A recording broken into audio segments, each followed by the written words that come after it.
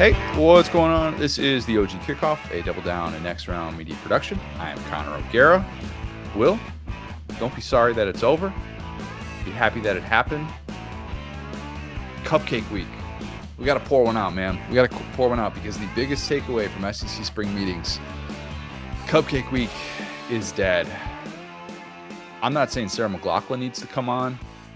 No, I am saying that. Sarah McLachlan needs to come on. We need to have maybe a moment of silence for Cupcake week in the SEC because Greg Sankey announced that starting in 2027, it is no longer. And I will remember it. I will. The hard question has to be asked. Does Greg Sankey hate our wives, our girlfriends? This is our 1 week out of the year to say, hey, maybe we will hit that pumpkin patch. Maybe we will go see that movie in the middle of the day. Just let you know we care. And now, we got a rivalry game. What are we supposed to do? It's a good point. The conference has kind of gotten away from it really the last 2 years, though.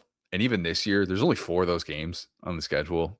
But the fact that Bama has one of them, people will still call it Cupcake week because that's just the way that this works. But yeah, the conference has kind of gotten away from it a little bit. And now the 9-game conference schedule doesn't necessarily lend itself to being able to do that the second to last weekend of the regular season. Greg Sankey acknowledging that it was indeed Cupcake week. I don't know that he's actually come out and said that he's acknowledged Cupcake week before. And again, we call it Cake week. OG listeners, you know that cake and cupcake, 2 very different meanings.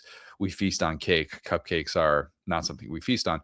But yeah, it is a little bit sad. And for the Mercers of the world, I hope everything's going to be okay. I'm going to miss seeing you guys. Tennessee Tech, you have a place in my heart, and that place will always be the penultimate weekend of the regular season. And of course, the rare, Jack State. Shout out ass kicking chickens. Look, every once in a while. We don't sleep on Jack State anymore. We don't. All right. Mm-hmm. That program's on the up and up. Post Rich Rod era. Still believer. They've got many, many good days ahead. No longer, I think, at least a fixture of Cake Week. And Connor, too, did you see this from McMurphy that SEC coaches feel that they were misled about the 9-game conference schedule because they were promised that the playoff field would expand to 16 if they agreed to it?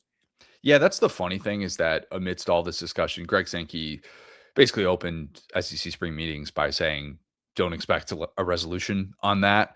But that is the irony of all of this is that at this time a year ago, the conversation was, well, if the SEC gives in to the Big Ten in this way with the 9-game conference schedule and is able to quiet the Big Ten's belly aching about the fact that it expanded its conference schedule a decade ago, even though it didn't have to, and it just did that to get more money.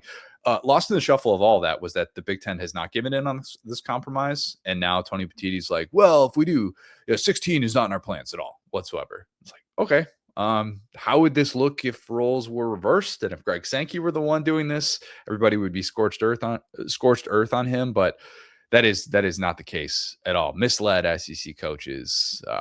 Who could have ever thought that the Big Ten would just go rogue? And that brings up 2 points to me. Number one, we don't negotiate with terrorists.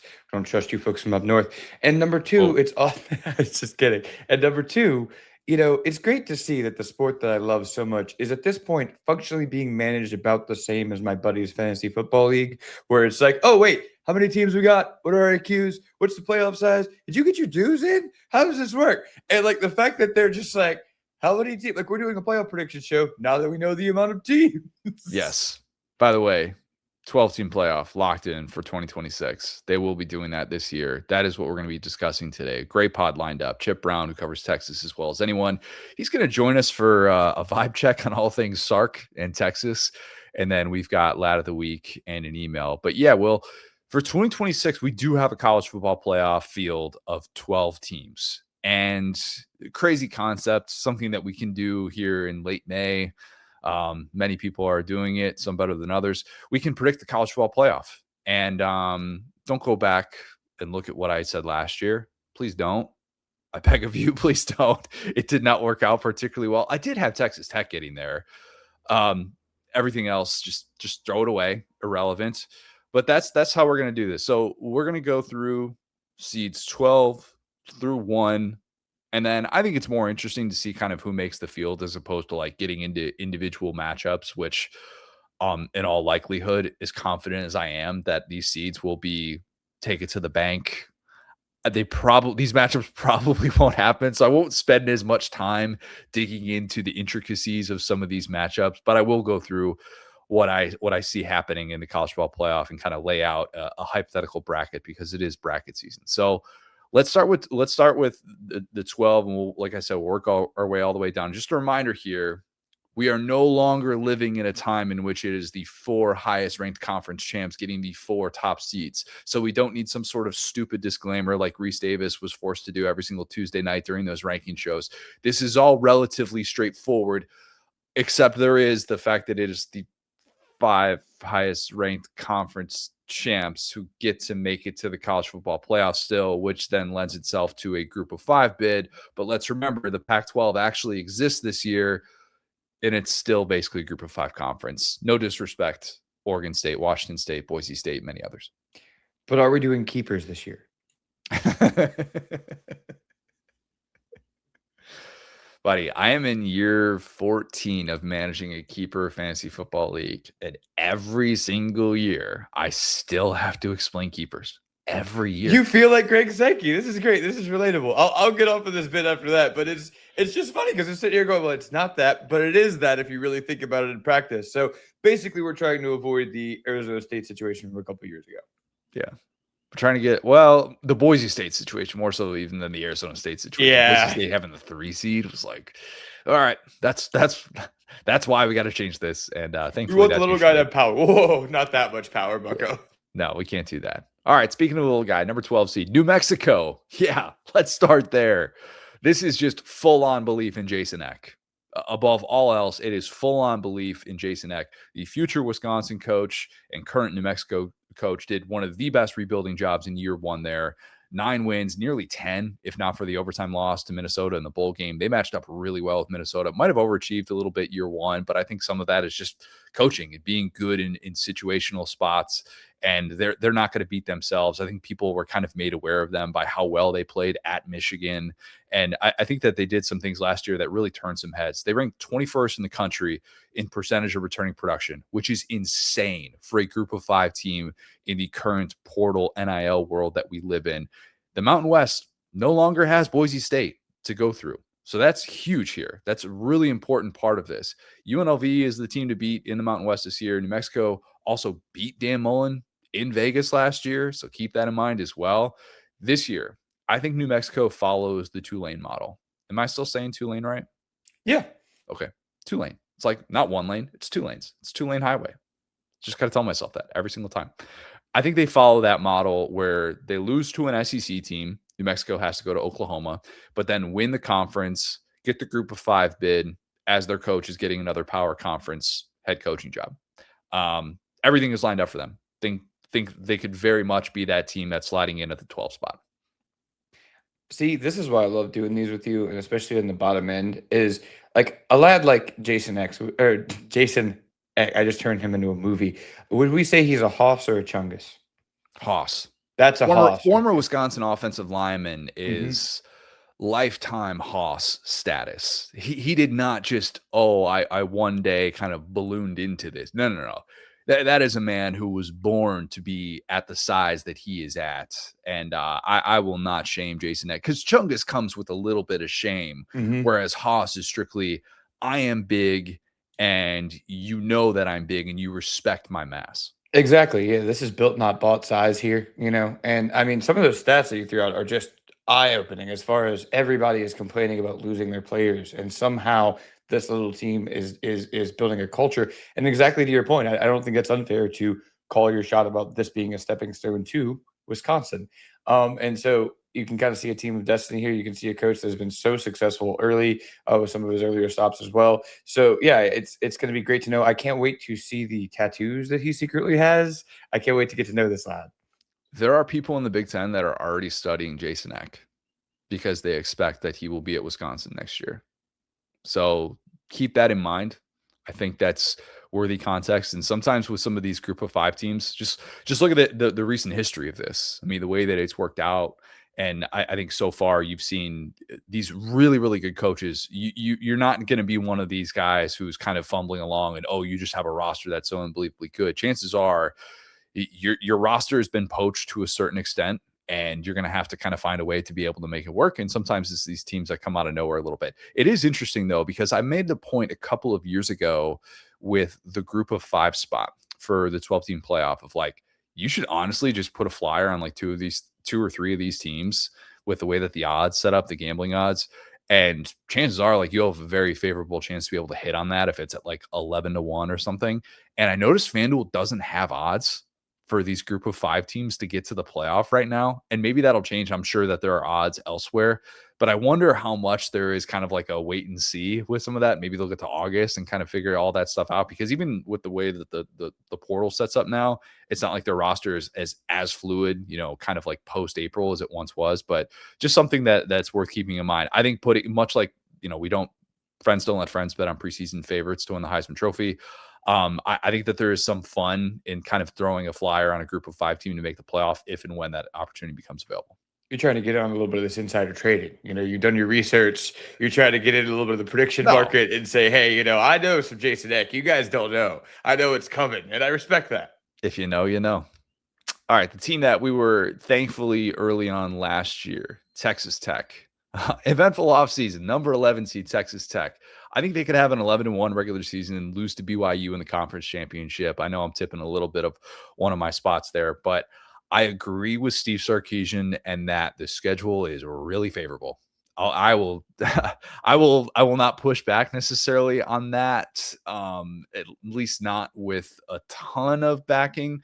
Their non-conference game, their premier non-conference game is at Oregon State. We got a first-year head coach and Jamarcus Shepard.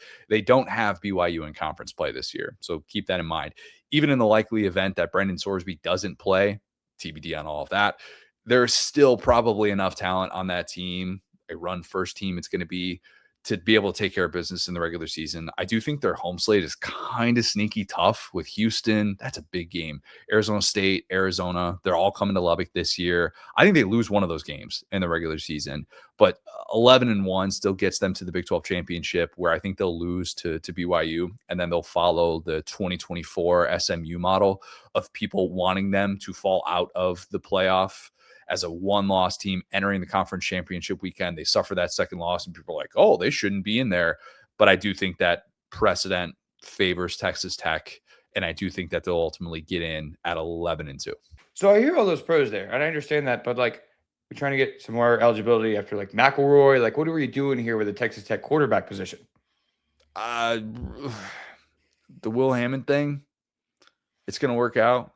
What's the latest on Will Hammond's ACL? Has Joey McGuire moved up? I'm searching this right now. Don't worry, people at home. I got you. I'm going to see if Joey McGuire has said he's actually even further ahead of schedule. He's going to be good to go in the middle of July. Any update on that? Nope. Still nothing. Hey, probably going to be fine. Probably going to end up being the starting quarterback for Texas Tech. We pulled our NIL money. He is now a Darth. He's fully cyborg. Yeah, I mean, and we joked about this at the time. As soon as the controversy came out with Sorsby, they immediately pushed forth that news. They're like, and actually, the backup is a lot healthier than you think, folks. Yeah. And I think when you're in that situation, it just shows a bit of panic. So I know the conference slate, the out of conference slate. I mean, hey, like we talked about, don't sleep on the Pac-12, right? Got some at Oregon State here. But that being said, like, I think that the uncertainty there in the offseason, even against this type of schedule, is good for 2 or 3 wins. And I think you already have them sitting here at 11th. So I think another loss kind of kicks them out of here, right? I don't think that the selection committee would do that, though. I just don't. I don't think they want to have the precedent of playing your conference championship, lose, and then you're out of the field. If you go 11-1 with that schedule, and a schedule that, again, we're looking at and going, okay, you should still be fine even if Brendan Sorsby's not playing. I still think that they'll get the benefit of the doubt. I think it helps that they had the year that they had last year where they dominated the Big 12. I mean, absolutely dominated it. And if BYU was their lone blemish, well, I shouldn't say lone blemish, should be their second blemish, but I do think that they'd be set up for another playoff spot. Yeah, and to your point, it's not like they got a game changer. It wasn't a Graham Harrell on this team last year. So if they could just get mid quarterback play, I see the vision. A lot of Baron Morton disrespect. That's mostly come from me. You're the clear on that one. You're the clear. All right, 10 seed, Michigan. Yeah. Let's get weird, folks. This is the part where you go, huh? Okay, this is going to look a little bit different than some of the other playoff brackets that have come out. Michigan making the field seems ambitious, and it doesn't seem like two things can happen. That is, Michigan and Ohio State both make the college football playoff. Correct. I don't have Ohio State making the college football playoff. Yeah. I have Ohio State going 9-3, being this year's version of Texas. Yeah. Here's how this happens. Both of those teams go into the regular season finale at 9-2, and then the unthinkable happens. Ryan Day at home against Michigan still can't beat him. Third time he loses to Michigan at home. I know he got over the Michigan hump last year, but you get what I'm saying. I don't think he got. What your record is that against Michigan? It feels like he just got lucky against a team that was reeling. Yeah. I think we can all look back on the end of that season and go, maybe it's a little bit difficult for Michigan to lock in and beat a team as good as Ohio State was. And I think Bryce Underwood has his defining college moment to go on the road and win in Columbus to get Michigan to the playoff. Kyle Whittingham upsets the Buckeyes. Can you imagine the takes that would come out if that happened? Like, I realized 2 years ago, everybody wanted to bury Ryan Day, but Ohio State was still on its way to the playoff. But if that happened to knock Ohio State out of the playoff field, I mean, the Hollywood scriptwriters are going, this guy, man, this guy's going to give us something here. He absolutely is. Michigan's quietly sitting there, top 20 in the country in percentage of returning production, and they've gotten an upgraded head coach. I think we can all agree on that. We would say that with certainty. They also have an elite defensive coordinator in Jay Hill coming over from BYU. That's kind of the only thing that gives me some pause about BYU. I think that is huge for this Michigan team this year with the way that they've constructed that roster. That's going to fuel a 10-win regular season that is capped by that aforementioned Ohio State win. And Michigan is considerably ahead in the weirdest team of the 2020s title. They are lapping the field at this point. And just when you think you have Michigan kind of figured out, they pull a fast one on you and they make the playoff with Kyle Whittingham year one. Yeah, I mean, speaking of that Ohio State kind of content machine, right? It's going to be wild to watch people reverse track from Ohio State, the greatest champion of all time. Look at this road they had to go through in 2024 to Greatest Ryan run. I think it's the greatest championship run. You can make that case just because, I mean, the 12-team playoff is going to yield a lot of stuff like that. But I think what they did like in the postseason was most impressive because they had the most games to do it. Right, and they lost to a bad Michigan team to put them there, right? And so it's just going to be funny to watch people say, well, Ryan Day, he made you eat crow. And then, a couple of years later, you're going, wait a minute. But that being said, I mean, again, I often get the homer allegations when I'm talking about the Confederacy or something. But again, listen to me talk about Bryce Underwood, guys. I've said this for a long time. I really think this is a special kid. And, I drafted him in one of our Heisman things. I think that Whittingham, Bryce Underwood, that run game is going to be such a great marriage this year. I think they knocked that hire out of the park in a situation where they were really in the dumpster. I got to give Michigan and their seemingly unlimited resources credit here because they were able to, look at Penn State. Their coach was fired for almost a calendar year, and they ended up with a worse coach than Michigan.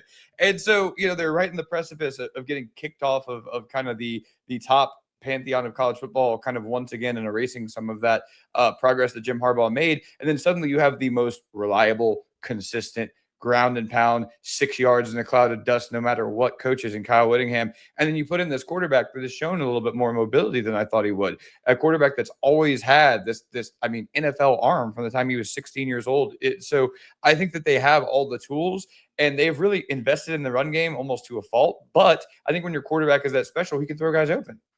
I wish Justice Haynes was still on that roster to see what it would look like with a Kyle Whittingham coach ground game, because that's maybe the only thing that's preventing me from saying I think Michigan can win a Big Ten championship this year. But I agree with you. I think the year two of Bryce Underwood, he takes considerable strides, and I think there's more of an offensive plan than there was before. I think that staff really botched year one with him. And the only good thing about that is he's going to be set up for success more. And as long as he wasn't spooked from that year one with the way that he was kind of micromanaged, was not treated at all, in my opinion, like the number one quarterback, whatever the figure, make up whatever dollar number you want. It's really high. He wasn't treated like that with the things he was asked to do in that offense. And I think that year two, you see more of that. It's not to say he's all of a sudden going to be throwing it 50 times a game, but I think that we see more of that skill set on display. And I think it yields a special season for Michigan. All right. Number 9, my beloved BYU. My love for BYU knows no limits, Will. Really knows no limits. You just want free cookies. Don't lie to me. Yeah, I do. I mean, free crumbled cookies. I don't care how unhealthy they are. You eat them in pieces. They give away ice cream to visiting fans at games. This is the team of sweets. It's very, very nice. Everybody you ever talked to about a visiting experience in Provo is like, man, it's kind of trippy. It seemed kind of incredible, but maybe too nice of a visiting experience. Maybe they need be a little bit more hostile.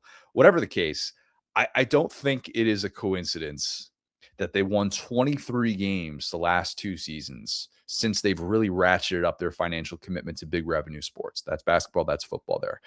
That's a huge source of tension in Provo right now. Just in terms for what it means on the football field, I think it just means that they're going to be really darn good. They will be. I'm really not worried about this team in the trenches. I love LJ Martin. I expressed that when we did our non-quarterback Heisman draft. I think good old number 47, Bear Bachmeier. I think he showed a lot of promise as a freshman last year. They're 18th in the country in percentage of returning production from a 12-win team. That's phenomenal stuff. They're blessed with a regular season path that, as I said, no longer includes Texas Tech. It does, however, include Notre Dame. Irish travel to Provo for that game, which I think will be the first top 10 matchup in Provo ever. Crazy. This could be a very historic season for BYU. Yeah, they played in a top 10 game last year. It was in Lubbock. It was at Texas Tech. Different. I'm talking about the home atmosphere wherein they're handing out ice cream bars and they've got the ability to watch a top 10 matchup. That's unique. Those two things usually don't go hand in hand. But even if the Irish win that game, I think BYU runs through the Big 12. I do. I think that they win the revenge game against Texas Tech in the Big 12 championship game, and they get their first playoff berth. Kind of sneaky high on the list of best teams who haven't been to the college football playoff yet is BYU. That changes this year. Yeah, and I mean, if you can't win a championship, to me, the second most sacred thing in college football is, of course, the Pop-Tarts Bowl. I think that, coming off of that level of momentum can't be overstated, right? But yeah, that being said, I think that was a real game, though, Will. That was I'm not kidding. That was a really good game. Really was. Like, I think we both went into that thinking, all right, Georgia Tech, physical team, BYU, they miss out on the playoff. Like, how happy do they want to be there? I kind of came away from that being like, man, BYU could have very easily just kind of mailed this one in. And instead, not only did they play down to the very end, but Kalani Sitake ate like 35 Pop-Tarts in the post game. I mean, that was a winning approach. Yes. And, I would say, like, we could talk about it, like off-season fodder, banter, how much does this matter? Look at what happened to Mike Norvell when he didn't care about a bowl game that wasn't a championship, semifinal. And so that to say, right, like, I think that it matters whenever you see Haynes King and you go, this guy is going to be a pit bull for 4 quarters. Do we want to be here? And you go, yes, we unequivocally do. We are building something here. Our culture matters. We're going to retain our head coach. And I think that they're going to be a force going forward in the Big 12. I think that Texas Tech had this great run last year and had so many chances to kind of overcome BYU. And I think BYU is here to stay. So I love this pick. And to your point, I think they're, you got kind of a sneaky harder schedule with them, but I think they're kind of battle tested and that they're an easy pick here. Yeah, I think the regular season over under of 8.5 wins is kind of stunning. I really think 8.5. Yeah. Okay. Yeah. Now I'm going to be doing some insider trading with you. Okay. Yeah, I think it's minus money. I can't remember the exact number on it, but I've looked at that all season. Gone, man, that seems disrespectful for a team that's this good. All right, number 8. We're now getting into they will host a home playoff game part of the playoff bracket. Alabama. How about it? Didn't think I'd go here. Don't think that they are worthy of being a preseason top 10 team. Don't even know if they're going to be one of the best 8 teams in the country by this point of the season. But here's the thing. Even though I think I like Oklahoma and A&M better entering the season, I have fewer questions about them. I think they have better rosters. I might even like LSU more than Bama entering the season. I don't know. Probably don't do this to me again. Probably not. Bama's schedule is finally pretty forgivable. It is. And they have this brutal 4-game stretch that comes mid-season after, a team that's pretty inexperienced in some key areas, maybe has enough chance to be able to get some of those reps. But then they have this 4-game stretch where they're home against Georgia, at Tennessee, home against A&M, and then a bye, and then at LSU. Bama could go 2-2 in that stretch and still have really favorable odds to get to 10-2 if you look at the bookends of that schedule. And again, like, I have tons of questions about this Bama team. We never dismiss the possibility that Kalen DeBoer should just is going to lose one of those games that he just shouldn't. All right. Like, that's still very much on the table. We are not dismissing that. I'm still wondering, can this team run the ball? Did they actually rebuild in the trenches? Can they avoid the dud showings? Is Keelan Russell the real deal? Can Ryan Coleman-Williams kind of be that alpha receiver? All of that is fair game. It is a worthy team to question going into this season. And I'm not even saying by having them here at the number 8 seed that I feel particularly great about them. But then I also come back to the fact that Kalen DeBoer has averaged 11 wins in his last 4 seasons, and 17 of his 45 wins came against ranked foes.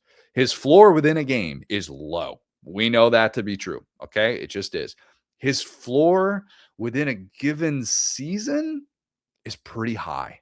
And I have to give him credit for that. The best thing they have going for them, Connor, is that they do not play the Oklahoma Sooners this year in the regular season. And right?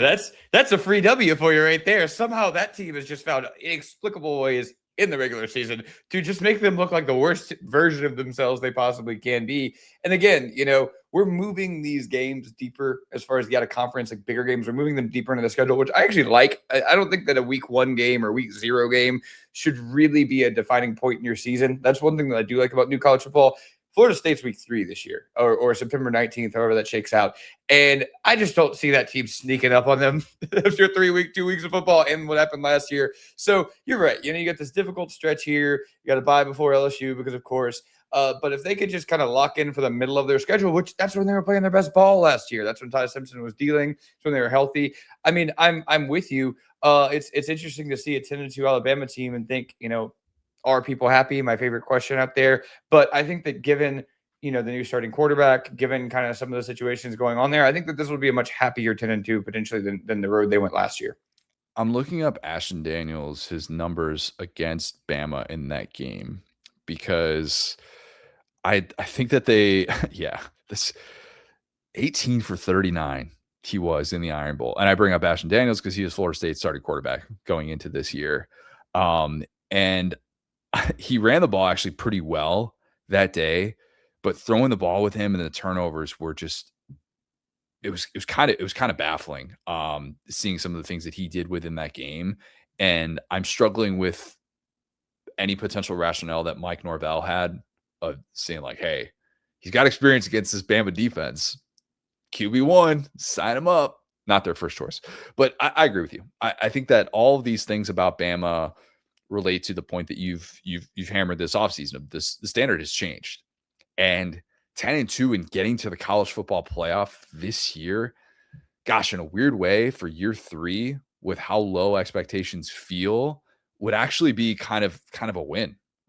Like it would be. And that sounds maybe a little bit disrespectful or dismissive, but if Keelan Russell is the guy and he looks the part, and if Bama is still capable of being really, really good in these headliner games and they avoid just dud showings, there is still positive to take away from that, even if it is not getting Kalen DeBoer that one step closer to winning a national championship in what is very much a pass-fail job that he signed up for to replace Nick Saban. Yeah, and I think too, we could say stars don't matter, all that stuff in the portal era, but if they matter in recruiting when you're celebrating them, they should matter when you're being judged. And I do think that DeBoer inherited several very talented teams, kind of in a row with the guys that were already in the system that just didn't really sign up to play for Kalen DeBoer, right? And I have been bullish on him in a way that has cost me. That's the other thing, is that I have liked him. I've liked Ryan Grubb in ways that have not, really paid off for me. But I think that ultimately what he was able to do with these different spots is get more with less talent. and convince guys that they could do more with their own talent. And I think it's very different from the Nick Saban model. I think that Nick Saban would stack these guys and just out talent you. Whereas it's almost like DeBoer would line up guys you've just never seen before. Jeremy Bernard type of guys that you're like, who is this cat? He's so nasty. And so that being said, I think now we're deep enough into this, and the recruiting has been there. Again, I was very wrong about that, where you have guys that fit the system that are not going to be arguing with a defensive coordinator in the middle of a game, and I think that having the team gel and having those lower expectations based on where the program was, I think is actually a great thing for them. I think you're totally right. And again, I need to really hammer this point because it sounds like I'm speaking out of both sides of out of my mouth talking about Bama. I don't like them as much as I like some other SEC teams. If we're doing SEC power rankings going into the season, I feel like Oklahoma and A&M have an edge. I really do. But I also think that you need to get some breaks with your schedule. You absolutely do. And last year, A&M was considered the team that got the breaks for the schedule. And this year, maybe it's Bama because, man, look at the bookends. The bookends set up very, very well. And as long as you can be that team that at least just doesn't collapse, I think 10-2 is sitting right there. This would be a really, really tough year with that schedule to miss the playoff because of what it would mean. Very likely going like 1-3 against the middle part of that 4-game stretch that we're talking about, the coaches that you would lose to. And for perception of Kalen DeBoer, which is constantly in flux. Yeah, 2026 is really, really big. All right. For sure. 7. We've reached the SEC portion of the playoff bracket. Georgia, I'm realizing that the 7 seed might be a little bit low.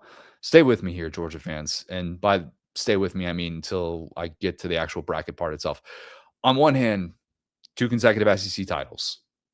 On another hand, 3 consecutive years without a playoff victory. Look, you got to be rooting for, if you're Georgia, if you just lose a game here or there, you just don't get that bye week. Yes and no.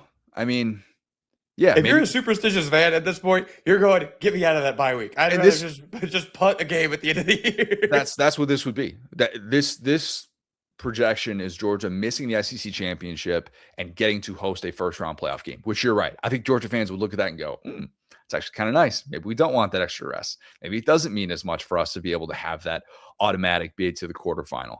I think that if you look at this roster, the defense last year was really young. They knew that they were going to be young, and the hope was that it was going to set up for a lot of success on that side of the ball this year. It kind of feels like Elijah Griffin is the microcosm for all of this, the talented former 5-star. Maybe going to be the next big thing on the defensive line in college football. Certainly showed some promise last year. They're 5th in the country in percentage of returning defensive production. Offensively, I am a Gunnar Stockton believer more than most, flaws acknowledged. I know that they've got good experience on that offensive line. I don't know that they're going to be a team that imposes their will in the run game, at least not maybe as often as they would like to. And maybe they don't need to as much if their defense is going to be one of the 5 or 10 best units in college football, which I don't think that they were last year. But here's what I think is somewhat undeniable at this point. Even as Georgia continues to rack up SEC championships, this is a weird thing to say, coinciding with the run that they've had, currently in the lead for team of the decade in the 2020s. Teams don't show up afraid of Georgia. You can't, even if you are the biggest Georgia apologist, you cannot deny that. And maybe Texas they did. Yes. Okay. Texas, I think, has shown up afraid.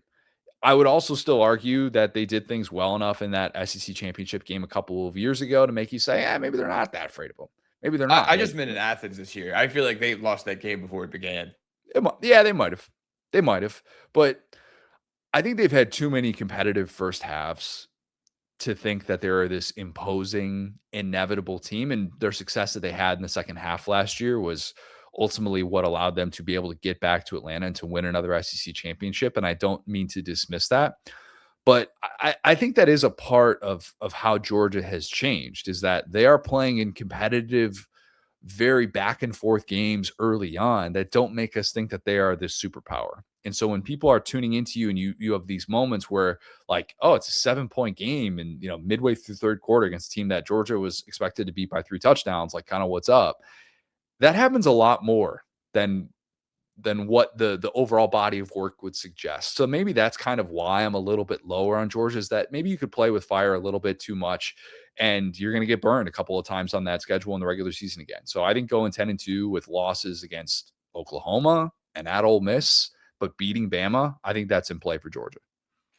Yeah, I mean, I think that they need to avoid. We joked about it last year, calling it the Chipwich game. I love On a chip witch, offense, Will. This. where yes, right, like they would start off kind of so hot, and then there would just be this empty kind of, again, tasty, but just kind of empty center. Where that was exactly what happened in the Texas game. They came out, struck fast, and it was like, oh my God, Georgia's going to run them out of the building.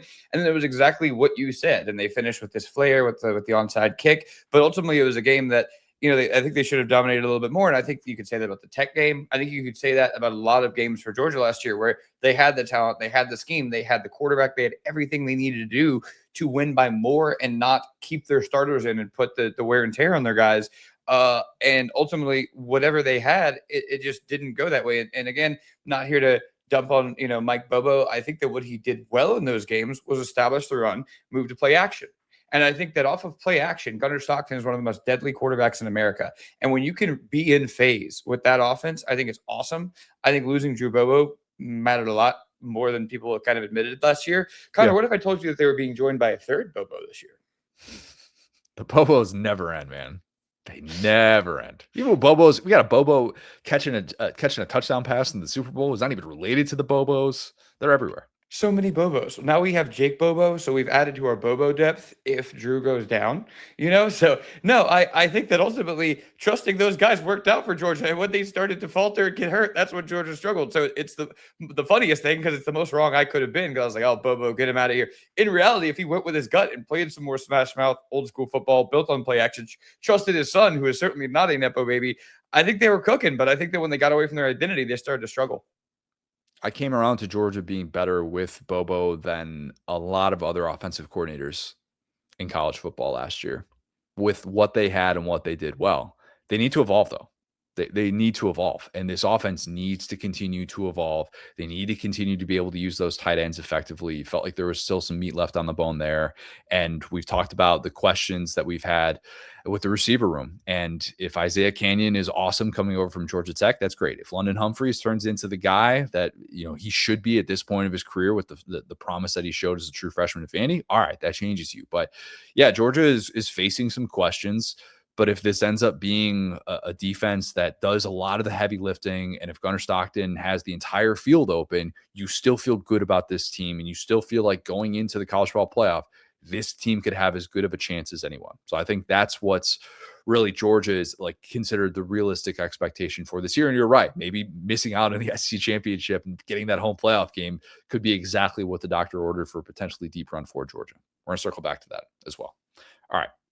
Number 6, told you there'd be a run of SEC teams. Ole Miss. I'm going to try and not repeat myself too much here. I am banging the drum for Ole Miss in ways that I feel like very few people are. But what if last year wasn't just Lane Kiffin and Charlie Wise Jr.? Like, what if there was a little bit more to it than that? Like maybe just a guy named Trinidad Chambliss, Kejuan Lacey, a really good interior offensive line, Pete Golding. What if all of these things that are back this year, what if they had a huge role in getting that team to a semifinal game last year? What if that's just not crazy? Am I crazy for pointing that out? No. And I think, too, it could be two different conversations. Do I believe in Pete Golding long-term as a head coach? No. Do I think he's got another year or two of something really special? Sure. Absolutely. I need to see reasons to not believe in him before I go down that road. I do. And he, to his credit, has not given me those reasons yet. Okay? And if you tell me in the playoff game. Say it again. Missed tackles in the playoff game. Who among us? Tackling Malachi Toney confirmed hard. Okay? It just is. All right? I'll give him a look. You want to tell me that Mark Fletcher escaped too many of those tackles? Okay. Agreed. They could have been better. Miami probably should have won that game by more points, and they had so many of those dropped interceptions. That's they were missing tackles, but they weren't dropping picks. That's a key factor there. Yeah, that's true. All right. I think that's all fair to point out. I do think, though, that this Ole Miss team is being slept on. I think they get to Atlanta for the first time. I do. It's a hottie like me now season. We all thought it was just the run. We thought it was just the winning the breakup with Lane Kiffin by going on that run in the playoff. Why can't it continue? Why can't it continue with a core that is very much in place, going 10-2 in the regular season? Doesn't feel like that crazy of a take, despite the fact that the over-under is 7.5 wins on FanDuel. Isn't that nuts? That's probably going to be my undoing.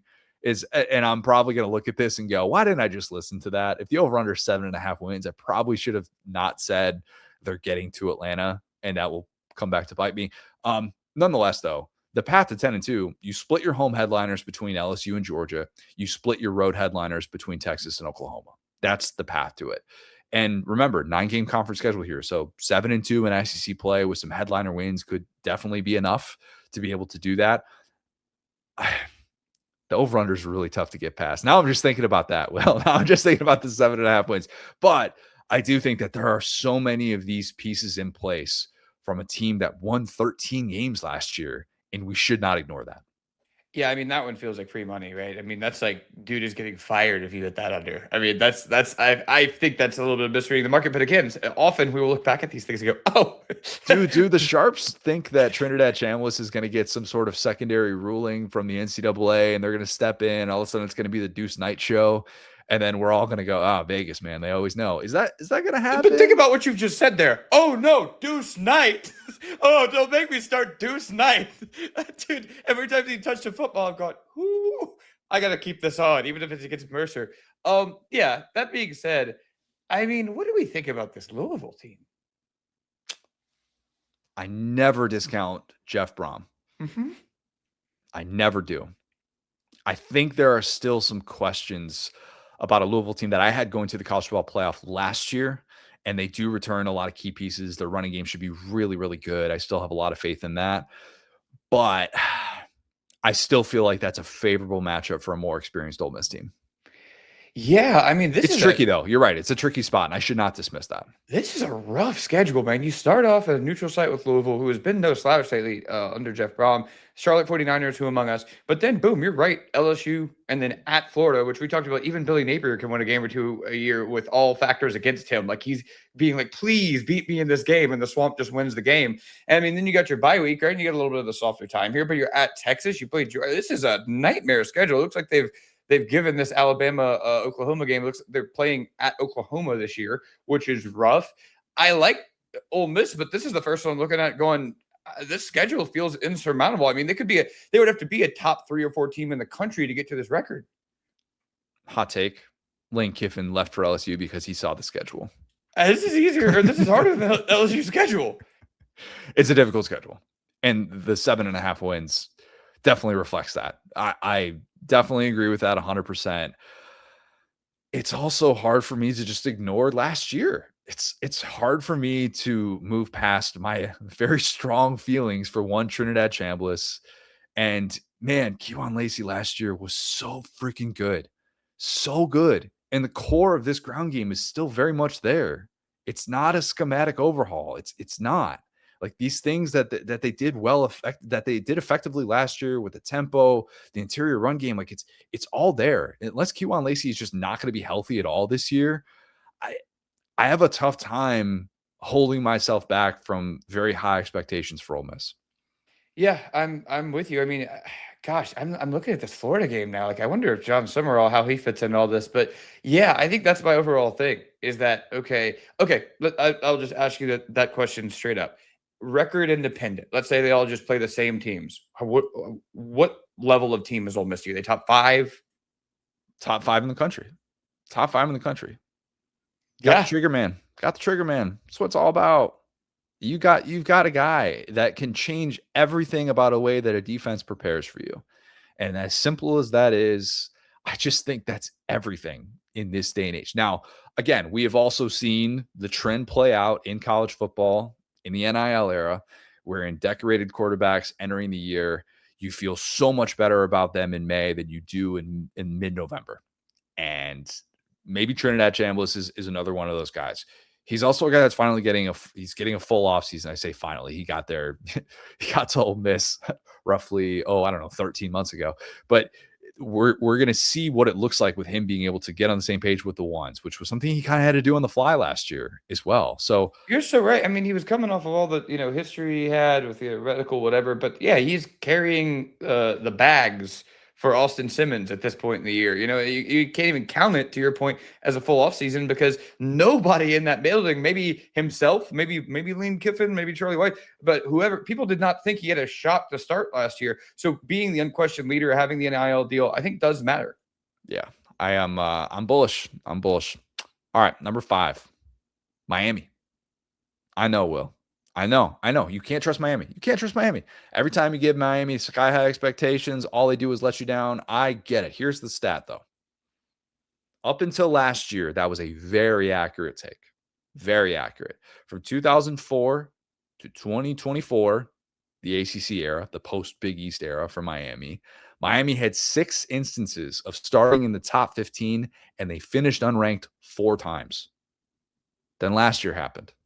Let's not forget, Miami was preseason top 10 last year. Sky high expectations were very much there with the way that they spent in the portal. You knew the defense was going to be really, really good. And even if you had questions about Carson Beck, you're like, hey, this is a Miami team that is loaded with talent. It's one of the most expensive rosters in the country. And then they win that opener against Notre Dame instead of puking on their shoes in that Sunday night game, which would have been a classic Miami thing to do. And obviously they still squandered away to win an ACC title, and that kind of looms over them. So now they have the ACC wide open to them. It is a horrible bet to bet on Miami to win the ACC. But just in case you need a reminder of what these odds look like, Will, you don't see this at the power conference level, okay? Miami is minus 140 to win the ACC. The next closest is Louisville and SMU at plus 750. That is absolutely insane. And you know who they don't face in the regular season? Louisville, SMU. By the way, a Louisville team that came into Coral Gables last year, not really Coral Gables, came into Hard Rock Stadium and won that game on a Friday night last year. So you don't even have the Jeff Brom bugaboo kind of standing in the way. Rhett Lashley, 2 of the 3 best coaches maybe in the ACC. You've got the Catholics versus Convicts game against Notre Dame that we talked about in our games draft. That one is going to have all the buildup. But outside of that, I'll be surprised if Miami isn't favored in every other game on that schedule. And deservedly so. Even if their defensive line takes a step back, it will in a post-Ruben Bain, post-Mesidor world. It will. I think they're going to be more explosive on offense with Darian Mensah compared to Carson Beck, an offense that was very much dialed back and was heavily reliant on the health of Fletcher and the yak ability of one Malachi Toney. Really tough team to prepare for. Those guys, by the way, still back. If Mario isn't doing Mario things anymore, still a huge if. I think he's kind of out of the woods. Maybe he's going to have a couple relapses this year, but I do think that we have to talk about Miami with some new context. So you're saying in the same season, Ole Miss is going to make it to Atlanta and Miami is going to win the ACC? Yeah, the parlay odds on that are probably pretty juicy. But yeah, I mean, it's hard to argue against it without just citing things that happened from 2004 to 2024. Well, I'll cite one for you. South Carolina has more ACC titles than Miami. That's still a stat that's related to 2004 to 2024. It's related to 1969. Oh, yeah, that being said, right? Like, it's just, it feels like, you're right. Everything you're saying is logical, reasonable. With our eyes and ears, we see it and feel it. But the college football gods, who I feel resemble Loki, if anything, I don't know if I'd pick a college football god, it'd probably be the god of chaos, right? Those college football gods are going, there's just no way. Even in this great comeback season, Duke somehow won the ACC. So that's my struggle with Miami is, how will they find a way to do things that have never been done on a football field and still remain good? Because they did that last year. Some of those picks against Louisville, like, I want to get sports science back so that we could see that. And God, I miss sports science. Like, Carson Beck's gone. He's gone. No, I know. But, like, that's the thing. They had Cam Ward the year before. And Cam Ward was incredible. I know. It's terrible. Still, you know what I'm saying? And so that's what I'm saying is, how can we budget for the chaos with Miami? I think last year we were able to do that. They had that long, postseason run, all that. So yeah, it's so hard for me to pick them back to back. I've been bullish on them at different times. If they have 2 legitimately good playoff seasons back to back, like, actually watch out. Like, I'm ready to say, like, the U is back, all that, because they could always get hot. They could always kind of look flashy for a week or two, but having consistency, even in that conference, has been so hard for them that it really changes how people view them. 20 regular season wins the last 2 years. Consecutive 10-win regular seasons. In 24 with Cam Ward, they had very untimely losses, and they had an obvious flaw on the defensive side of the ball.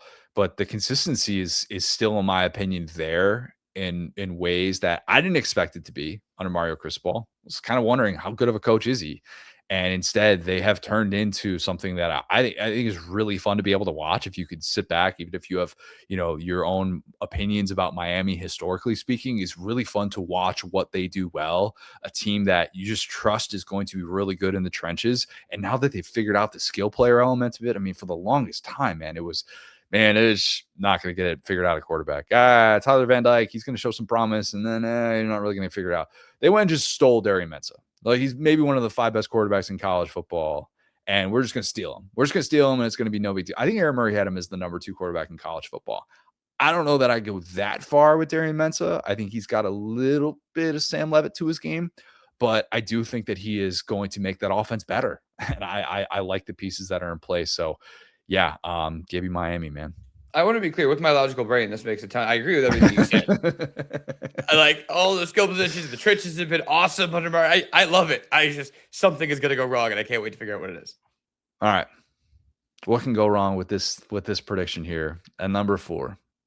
Indiana. Will, I'm just gonna show a casual new shirt that I got today that may or may not have one. This is terrible podcasting, but this is, if you're watching us on YouTube, you can see exactly what I'm doing right now. Or you can Google it, actually. Yeah, Google me. It is a Cincinnati National Championship shirt, financed by one Will Ogburn. Thank you very much for that. But yeah, Indiana is the 4 seed here. I still wake up on certain days and I go, Indiana won a national championship. That actually happened last year. That team is mostly gone. Only one original JMU transfer remains, Tyreek Tucker. But also, there's still a lot of pieces from that team that are back that make me feel good. IU kept both coordinators from that team, including Bryant Haynes, noted Alabama hater and noted Broyles Award winner last year. Brent Venables was the last defensive coordinator, or last coordinator at all, who won the Broyles Award on a team that won a national championship and then decided to stay on that team. Most of these guys just bolt, and they're gone. And instead, that did not happen for Bryant Haynes. I think he's going to have bigger jobs in after 2026. But that defense that was so disciplined, that schematically you're just like, man, they're just always in the right spot. That's still there. It doesn't mean that the personnel is going to be quite as good, but I just think that that's a really favorable place to start. And I know a lot of this is going to depend on Josh Hoover, who coming over from TCU has to be able to figure out the turnover issues, has to stay healthy. That's kind of been a quiet part of IU's run under 2 years with Cignetti, is that you had the ever durable Fernando Mendoza, who could just get depleted, and you think that he died on a football field, and then he's just popping off, 2 plays later, and he's like, oh yeah, everything's fine. And then you had Curtis Rourke, who came over from Ohio and was just maction tough, played on a torn ACL and only missed 1 start that year. Like, you've had unbelievable injury luck at the quarterback position, which is really, really important.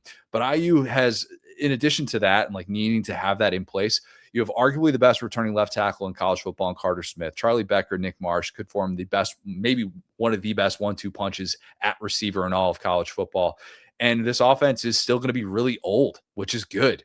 IU's over-under is 10.5 wins at -120. The non-conference slate is cake. And while the latter half of the schedule picks up with Ohio State, at Michigan, USC, at Washington, I still believe 11-1 and a Big Ten championship with Oregon. I think that matchup is very much in play. I think that's a really interesting point there about their health, right? And I would say this, like, the more things change, the more they stay the same. We're looking up at the end of the year, and it's a boomer dream between 2 teams that are trenches, physical, gap sound, play defense, all that different stuff. And you look at Indiana and the run they've been on, the amount of games they've played, and the age of the team. These guys are unks across the board, and you're going, how do they keep all these guys healthy? That's what I want to know about Indiana. They must have some program that is just first class there to keep guys on the field. Yeah, and strength coach coming over, lose the strength coach to Tennessee. That was the move that happened like within 12 hours of winning the national championship. And that was maybe the biggest loss that they've had. But you're right. Not necessarily having the depth in spades that others do, but still being able to go on a run like what they did and feeling like they were still playing some of their best football down the stretch. It is a unique ability to be able to have. And I think that this sets up well. And it's crazy to look at that over under at 10.5 wins. Like it is truly crazy. And I do think that there is going to be questions about how do you handle this level of success? Are you able to kind of be that force in the Big Ten? Because if you fall back to earth with a 7-5 season, everybody's going to say, oh, well, it's just a special collection of talent. And there are some chinks in the armor with what Signetti does. But I just don't necessarily find myself buying into that. And I could strip off all the homerism here and just have an objective conversation about football and just think that schematically speaking, they're set up well. They've recruited well out of the portal. And unless they really whiffed with the Josh Hoover thing, it's hard for me to imagine them just falling off the face of the earth. I just don't think it'll happen. Yeah. And I mean, hey, earlier, just as you were like, please, someone slander Pete Golding. Won't someone slander Pete Golding? I will now take in the hater approach here that aligns with what you're saying, which is that this schedule is pretty crap. I mean, like all they would have to do, they could reverse 20% from last year and still be a 10, 11 win team, because who's beating this team just because they know all the plays and they play hard? You know what I'm saying? Like Nebraska's not going to beat them. You know what I'm saying? Like Ohio State, obviously, Michigan, okay, USC. Oh, Lincoln Riley. Ooh, now we're talking about the third hardest game on their schedule, and it's Lincoln Riley at home. So I think even as a hater, you have to respect that, how much about football is just showing up, being aligned, being on one page, being physical, punching you in the mouth. And against this schedule, it's just hard for me to imagine less than a 10-win team. They've only beaten Michigan and Ohio State in the same season once in program history.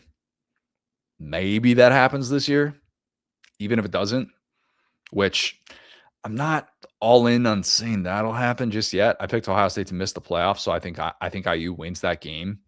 But maybe IU loses at Michigan the following week, and it's kind of not an emotional letdown, but I just think Michigan's going to be a really tough team to be able to go up to Ann Arbor and beat this year. But yeah, man, it's still very favorable for IU to just be in the picture and very much part of the national championship conversation. Do have a thought on them that we'll get to when we go through our bracket here. Number 3, Notre Dame. 11-1 Notre Dame is going to really upset people. 10-2 Notre Dame would really upset some people. Everything Notre Dame does is going to upset some people because they exist in their own universe, of course. The top 12 thing that is now in play for the Irish this year, where if they're a top 12 team going in that final playoff poll, they are guaranteed a spot in the college football playoff. I'm waiting at this point to look at my television and see an executive order that says Notre Dame makes the playoff every year, no matter what. Yeah. As long as Notre Dame plays football, it gets to the college football playoff, it has that guaranteed and locked in. Look, I don't know that that's going to matter. And by putting them at that 3 seed, I'm saying it's not going to matter. Okay. I think that the biggest questions about this team are in the ground game in a post Jeremiah Love, Jadarian Price world.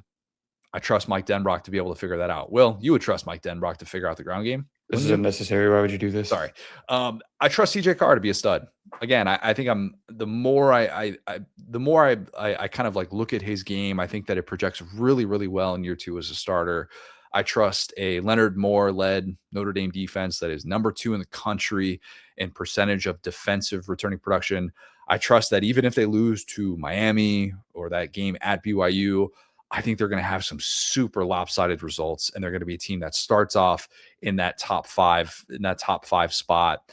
And after all this talk about like top 12 seed, it's not going to come into play. It's not. And this Notre Dame team is darn good. They are number 1 in the country in percentage of returning production overall. Okay. Number 1. And I know last year was Clemson. I think we're talking about a different set of circumstances with 2025 Clemson and 2026 Notre Dame, given what they've shown us. And I'm not even one of these people saying like, hey, if they had gotten into the college football playoff, they would have won a national championship. I don't think that we can just assume that when the last 10 games that they played, all of which were victories, none of which were against top 50 defenses. So I'm not even going to do that thing. But I do think that they return a lot of key pieces at some very important spots. Speaking of number 1, Will, do you realize that the last time that the Irish received a single number 1 vote in the preseason AP poll was 2006. It's been 20 years. That checks out. Because they were a little bit of a surprise in their one like actual championship year. I think what they do is, again, they have high expectations. They puke on their shoes, and then kind of the next year or so they figure it out. Yeah, but I'm saying like I didn't think that would be the case because like they're considered the team that everybody falls in love with. They're overrated in the preseason. It's just all about the brand and all that stuff. But I think that probably changes this year. It's an interesting, I think, debate to have for preseason number one. There will be several teams I think will be part of it. I don't know if there's going to be a clear-cut slam dunk number one. But yeah, I think that Notre Dame has a lot of very favorable elements with their roster and with their schedule to make me think that they will get that first round bye. Yeah, Notre Dame is such a complex rush of feelings, emotions, and logical thoughts here, right? Because we look back at exactly to your point, and you're right, that is shocking. I think that historically they've been jumped more from like a top 20 team to like a top 10 team. But there have been years where they have been very overrated. And so I say that to say, okay, why did we hate Notre Dame growing up? Okay, they played no one. That's not true anymore. Brian Kelly, he's not there anymore. They have a young, cool coach that is like kind of seems to be about the right things. They were kind of just like this empire of evil. And now if you look at it, the only things, to not like are their fan base, which I understand. They're everywhere. You got more like Walmart Notre Dame fans because of, whatever. The movie Rudy, but that being said, some of those tie-ins, as far as we talked about how they get special treatment, guys, I'm here to tell you right now, if your team had Notre Dame set up, they wouldn't join a conference either. It's a great setup for them. We can call them cowards and we can be right, but also we're not going to call them dumb. But that being said, they do go out and they have been scheduling these teams for years, and they're going to continue doing it. And Marcus Freeman, and of course, choking in these big games was a Brian Kelly staple, right? That's not who they are anymore. They're a team that made it all the way to the door of the college football championship just 2 years ago. They're a team that has gone out of conference and scheduled these big games, and they played well in them. This is a very different team. So that being said, we're looking at a schedule here that features, to your point, at BYU, Miami. SMU is somehow involved here because one of them actually is in the ACC and the other isn't. But that being said, like if you are Notre Dame and you come that close to running the table against this schedule, you're one of the top, again, 3, 4, 5 teams in the country. This is again, we could compare it to the SEC and no one's going to shake up because the middle of the SEC is so strong, but they're not running the way these Brian Kelly teams were. If you are making a list of teams that you think can win a national championship, and I'm not just talking about Vegas odds, Notre Dame's on it. And I am not one that would always be willing to say that. I think things have changed. I think things have changed for reasons that you brought up. I do wonder, and I've thrown out this question before, could Marcus Freeman have the 2023 Jim Harbaugh season? And I'm not talking about like Connor Stallions. I'm not talking Connor Stallions level scandals, assistants that are getting their homes raided by the FBI, being this us against. And I'm not talking from that standpoint. I'm saying win a national championship, go off into the NFL sunset. Yeah, that's really the ultimate, mark of respect is that when there's NFL rumors about Marcus Freeman, we're all kind of secretly going, I hope he leaves. He's kind of building something out there. But I do think it would be hard for me to imagine him being at Notre Dame for 20 years. Washington looking for if Washington has another disappointing season, like, wait a minute, let's get Marcus Freeman. Oh, we're going to pair him with Mike Denbrock again? Little Jaden Daniels? Okay. That's what I'm saying. That's what I'm saying. I might sell for a Notre Dame championship if I admit that I got to watch Mike Denbrock, Jaden Daniels in the NFL. Yep. Would be fun. All right. Number 2, Texas. I think I've tried to talk myself out of Texas as much as anyone. And here I am putting them as the 2 seed here. And I'm also now signing up for 11-1 in the regular season and winning an SEC title. Didn't think we'd get here. I think some of the lack of elite powers in the SEC, at least as it looks right now, has led me down that road. And I blame that, and specifically that. It helps that Georgia's not on the regular season schedule, Will. It really does. Man, you talk about certain games that you just need to see it before you can sign yourself up for that result to change. That is one of them. I think there's a chance that by the time that the calendar turns to October, everyone will be saying it'll be title or bust for Texas. Okay. And maybe they're already saying that as we're sitting here in late May.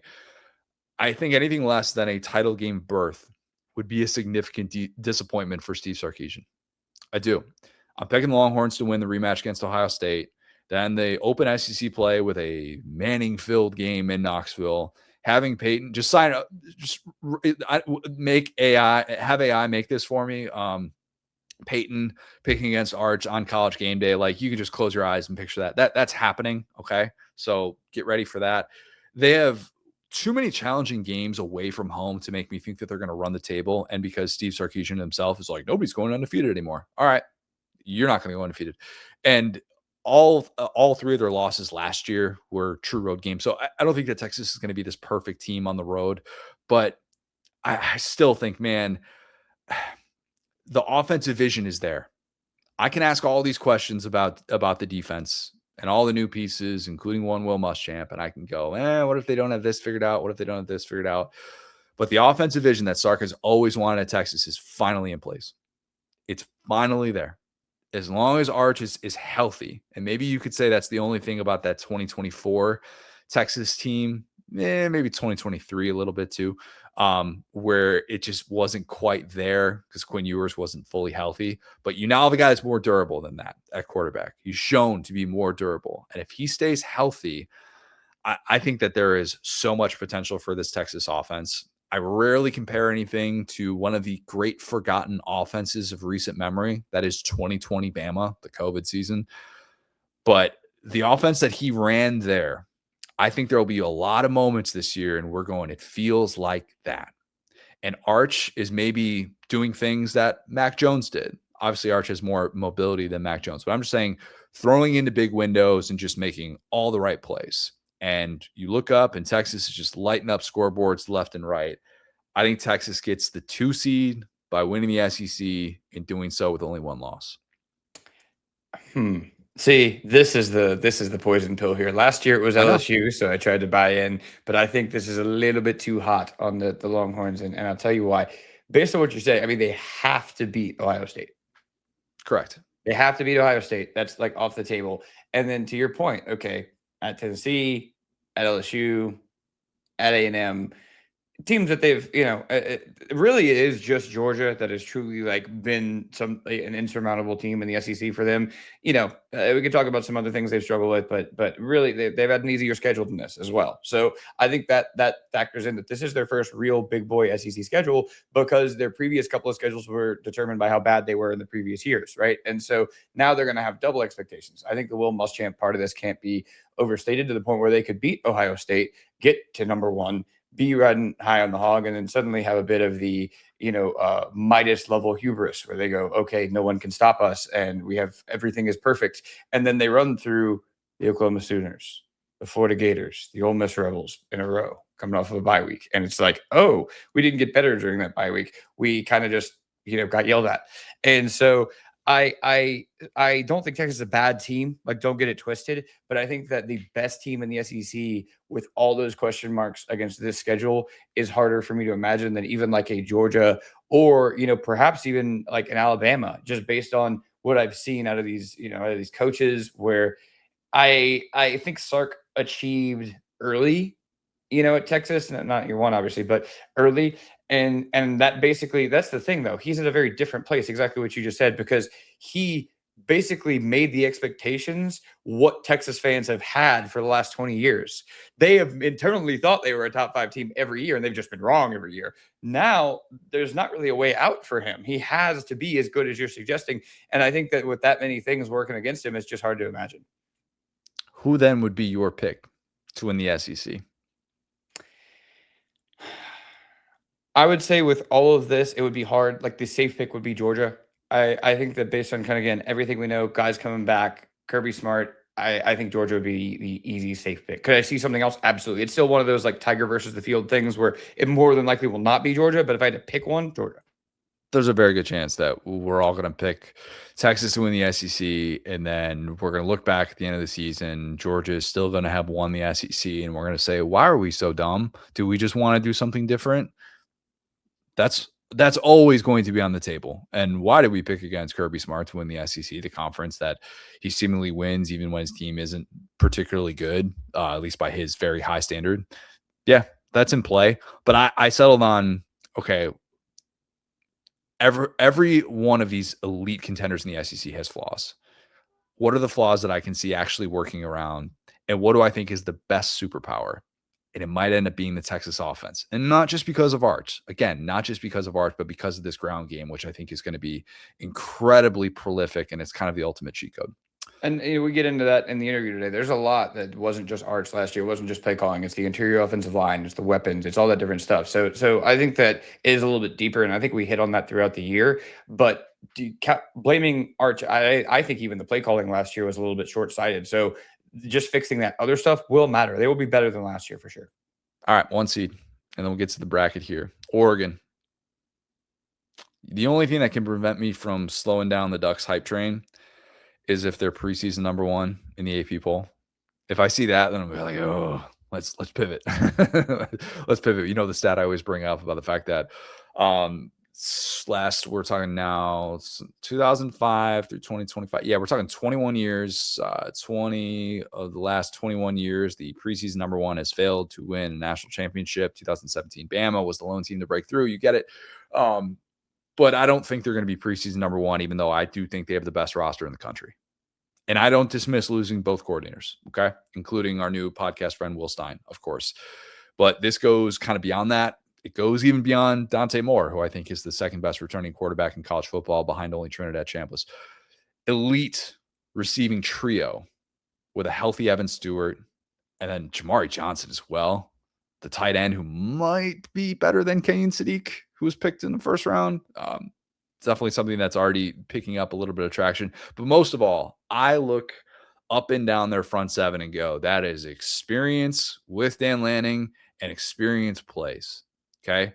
Old veteran guys who are immensely talented. And oh, by the way, you've got Brandon Finney, who pretty much took over that game against Texas Tech with the plays that he was making as a true freshman corner.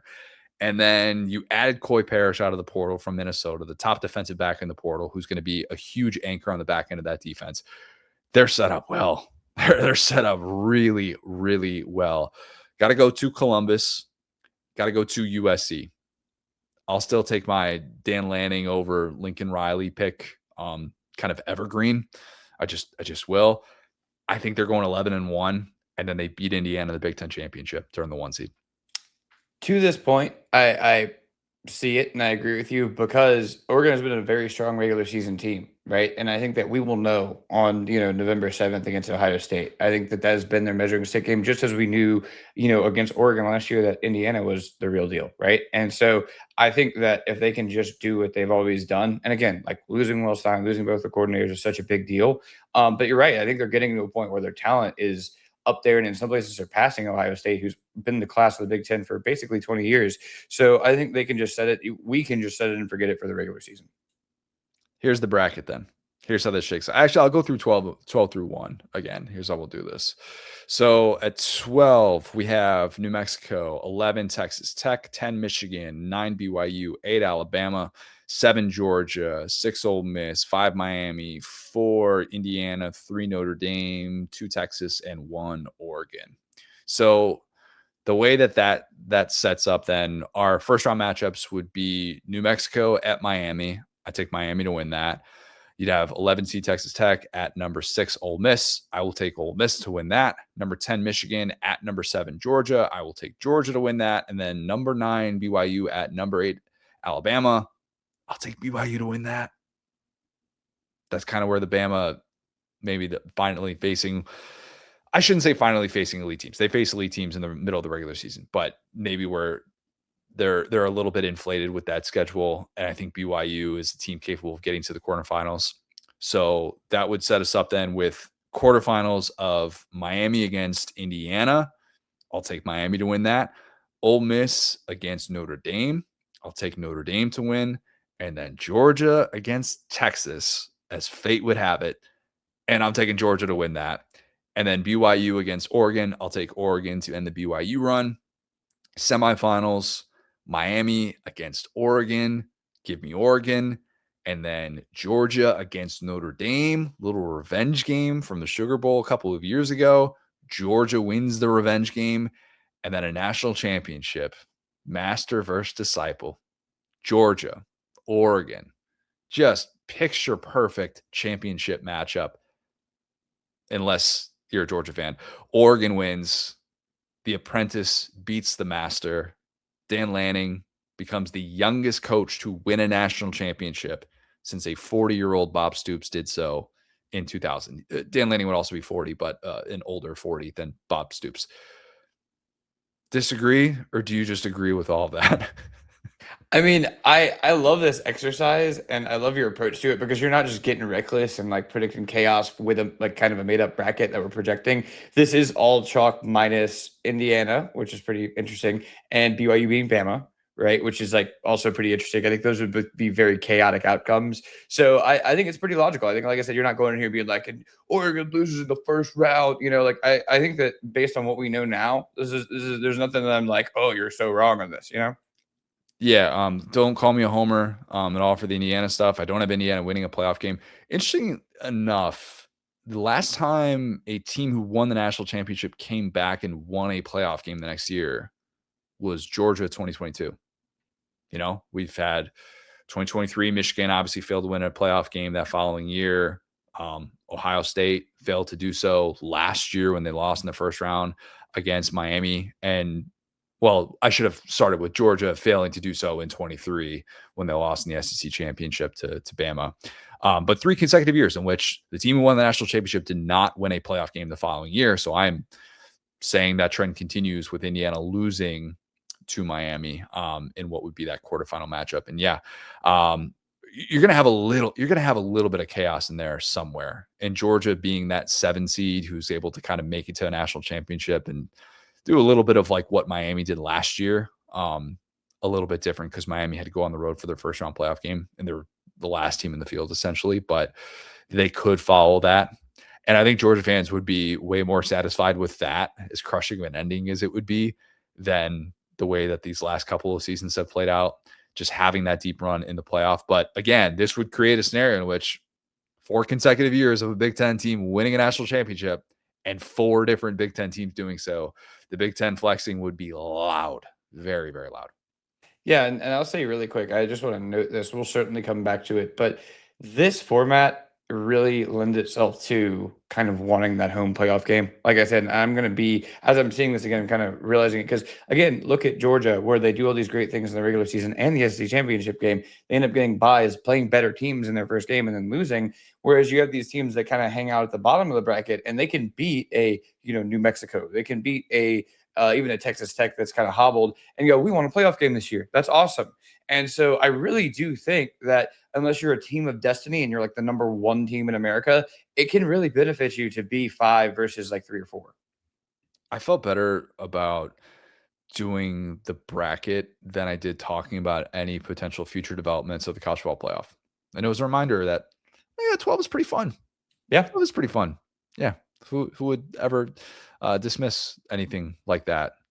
Yeah, everybody, seemingly everyone.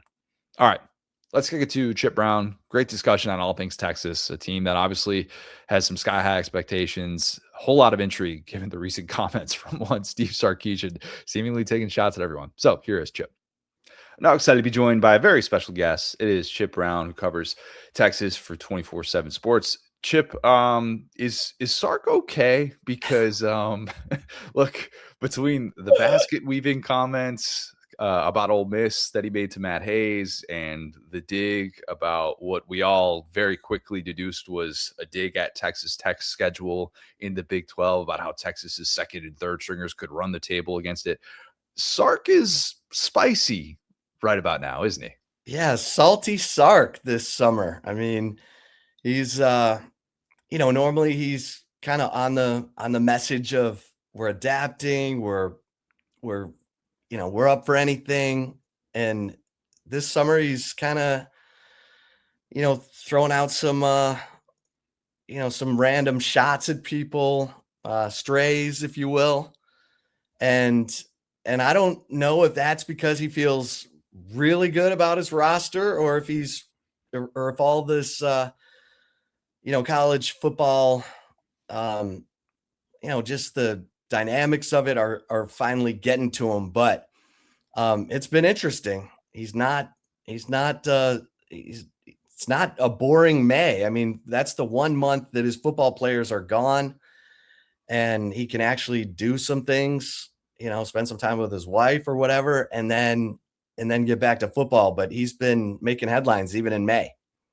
It feels like a pivotal year to shape the perception of Sark, and maybe he feels some of that, and it's not to say that he's going full security guard mode on them, on everyone, but maybe a little bit. He's got everything he could want though right now with Arch in what we expect to be his pre-draft season. He's got the top end NFL draft talent, take the early mocks for what they are, but Texas is all over them. How pivotal do you feel like year 6 is for Sark? And not like in a hot seat sort of way or anything like that, but in like a perception defining way of like, we're going to look back on 2026. And that's when we're going to really know if this is going to be a guy that's dominating college football and at the top of it for maybe 10 to 15 years, or if this is kind of maybe the beginning of the end and this is going to get sour by the end of the decade. Yeah. I mean, it's a huge opportunity. After the loss to Washington in the college football playoff semifinal, the 2023 season, he said, quote, "I'm borderline obsessed with winning a national championship." And he even said, "And when I get one, I'm going to want more." And I think he felt like he was on the right path at that time because he had Quinn Ewers returning and a lot of good players. And he had a real chance in 24. And red zone offense. I mean, first and goal from the 1 against Ohio State, final, 3:56 to tie the game, and all hell breaks loose. And, they haven't quite recovered, honestly. But he does have the team this year. I mean, this is as good a team as he's had. He's got Arch Manning, Cam Coleman, Colin Simmons, all juniors who are likely going into their final year of college football.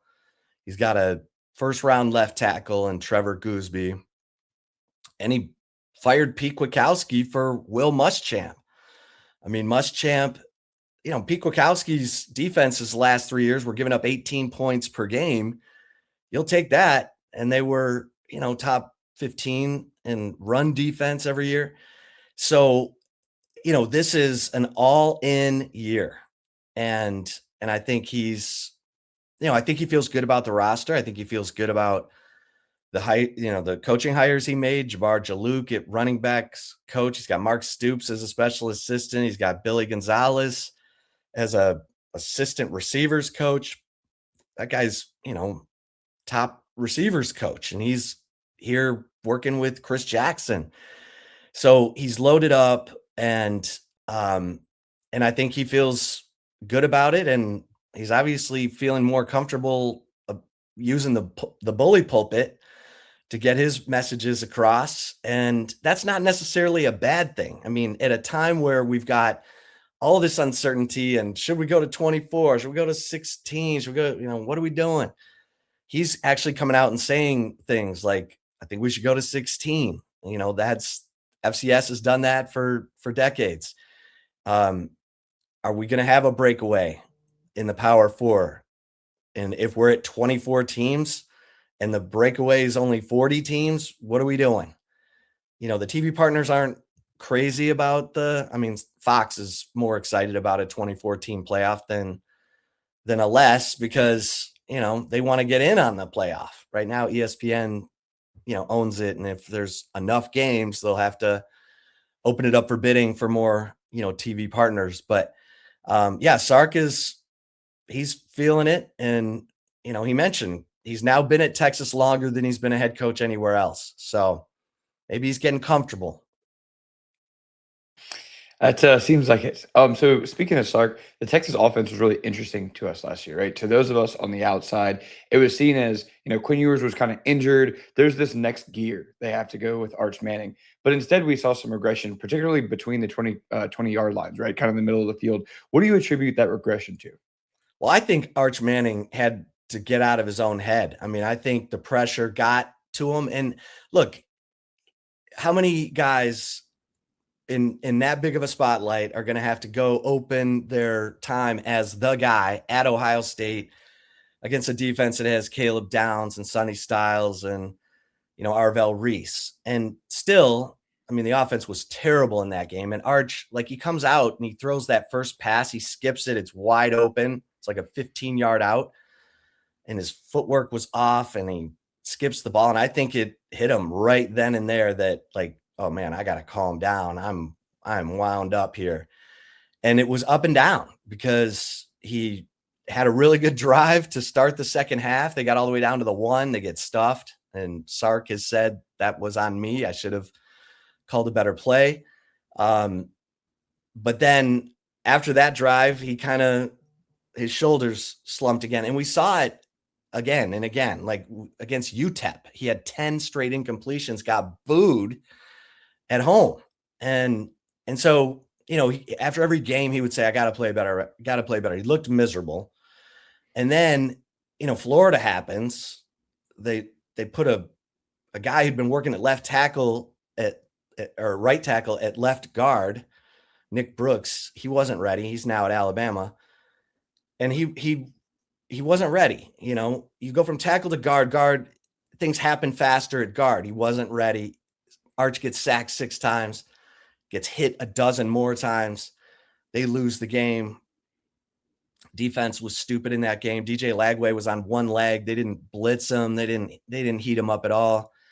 And they lose the game. And, but Arch did not miss a snap of practice the next week for Oklahoma. And he was black and blue from head to toe. Like his teammates talk about it, how tough he is and how that meant so much to them that he was out there. And then he played well against OU. They win.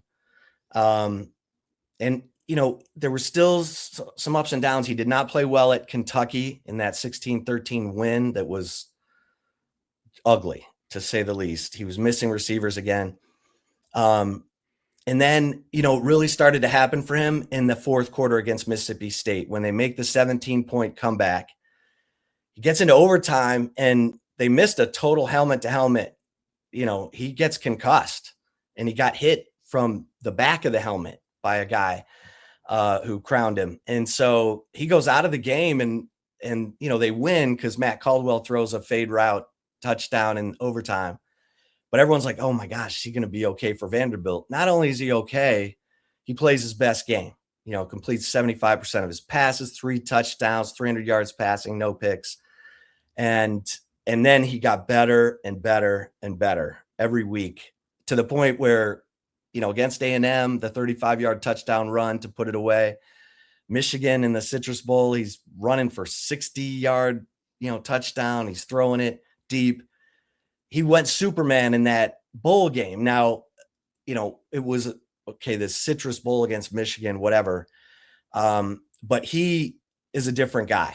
Like, he's confident. He's a leader now. He wasn't willing to lead last year until he'd earned it. And so he was not a vocal leader for that team until those last 5 games of the year. And Sarkisian talked about that. He's like, no, you can go ahead and lead. You need to lead. And Arch is like, I got to earn it. And so he didn't feel like he'd earned it until the final 5 games of last year. Now he's, having receivers to New Orleans to throw with, and he's the guy and he's comfortable in that role. And that's going to make a big difference. Like last year when they were being hyped as, preseason number 1, I was like, there's no way, because they lost 10 key contributors on offense from the 2024 team. Quinn Ewers, Jaden Blue, 4 offensive linemen, Gunnar Helm, the tight end who was, set records.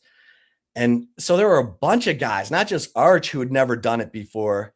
There were a bunch of guys on that offense who'd never done it before. And it showed. Now they went and got guys in the portal who can help. The guys on the offensive line, they're going to have 1,300 more snaps on the offensive line starting this season than they did a year ago. That's a lot. And so I think Steve Sarkisian feels good about this roster. I think they have playmakers at every level. And I think they feel like Arch Manning is ready to be Arch Manning. That is a journey. I mean, I love the way you answer that question because covering Texas last year must have just felt like a fever dream. It's like the ups, the downs, all of that. And I think us in the media, like, we only see snippets of stuff. We watch full games, obviously, but it's like, oh, it's Archer's fault, it's Sark's fault, all that stuff. So I love the complexities of that, especially speaking on the offensive line, right? So all that being said, how do you feel about Sark as a primary play caller kind of going forward?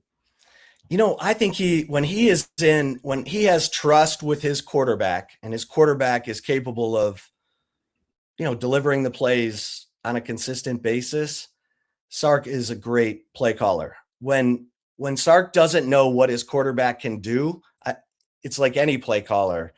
You're fishing, you're not calling plays confidently. You're just looking for something that they can execute. And I think there was some of that last year because there were a ton of plays where Arch Manning should have hit, wide open receivers. Like the play calls were fine. It was the execution. I think he'll be fine. Now, the one area that has gotten him is the red zone. I mean, and it's cost him big. The end of the 23, CFP semifinal against Washington. If it's a back shoulder ball to Adonai Mitchell instead of a jump ball, it's a touchdown and they're moving on. Against Ohio State, 1st and goal from the 1, it turns into a strip sack because he's running a sweep with Caleb Downs at safety. Like, what are you doing? That guy closed so fast. And, against Oklahoma in 23, they had 1st and goal from the 1. They don't get in. They lose 34-30. I mean, there's a lot of examples. TCU with a chance to go to the Big 12 title game in 2022, 1st and goal from the 2, 1st and goal from the 5. They come away with 3 points in a 17-10 loss, and Bijan Robinson doesn't get a single touch in those situations. So it's not just, there's a little body of work there in big games at key moments where the red zone offense has not come up with the answer. And so, that's a bugaboo that Sarkisian has got to get over. But I think he is an elite play caller and play designer when he's got a quarterback that he trusts and, to execute what he's calling. Chip, it's weird. I kind of feel the way I felt like last year. I feel about the Texas offense this year the way that I felt about the Texas defense last year. And now it's like role reversal, where all of a sudden all the questions I have are on the defensive side of the ball with Texas. And seeing the move that Steve Sarkisian made to go from Pete Kwiatkowski, who's considered one of the best defensive coordinators in college football, to be like, no, not only am I going to fire him, but I'm going to bring in Will Muschamp in a role that basically he hasn't been in a decade as like a primary defensive coordinator. It was a stunning move to those of us on the outside. And clearly there was some sort of a divide between Sark and PK with the way that he came out and said, like, I need to be the head coach. I need him to be the head coach of the defense. That's what Will Muschamp needs to be. What do you know about the dynamic between Sark and PK and the way that played out? And by the way, I don't even know if people call him PK. We just do because it's easier than say Kwiatkowski. Yeah. But what was that breakdown like? And did you guys kind of have little hints of that maybe unfolded over the course of the last year or two? Well, he had been after Kwiatkowski to stop playing, his version of prevent defense. So when they would get up in a game, Kwiatkowski would suddenly start to play off coverage and it would, keep everything in front. There wasn't, not a lot of pressure. And it came back to get him a couple times. And I think that Sarkisian was like, hey, we need to be up on the line. We need to be aggressive. Because like the Mississippi State game in overtime, they brought the heat and they got there and they won the game because of it. I mean, they ended the game in overtime with a strip sack. And I think Sarkisian got tired of having to go back to PK and say, we got to stay on the attack. And there was communication problems, tying the front of the defense to the back last year, especially.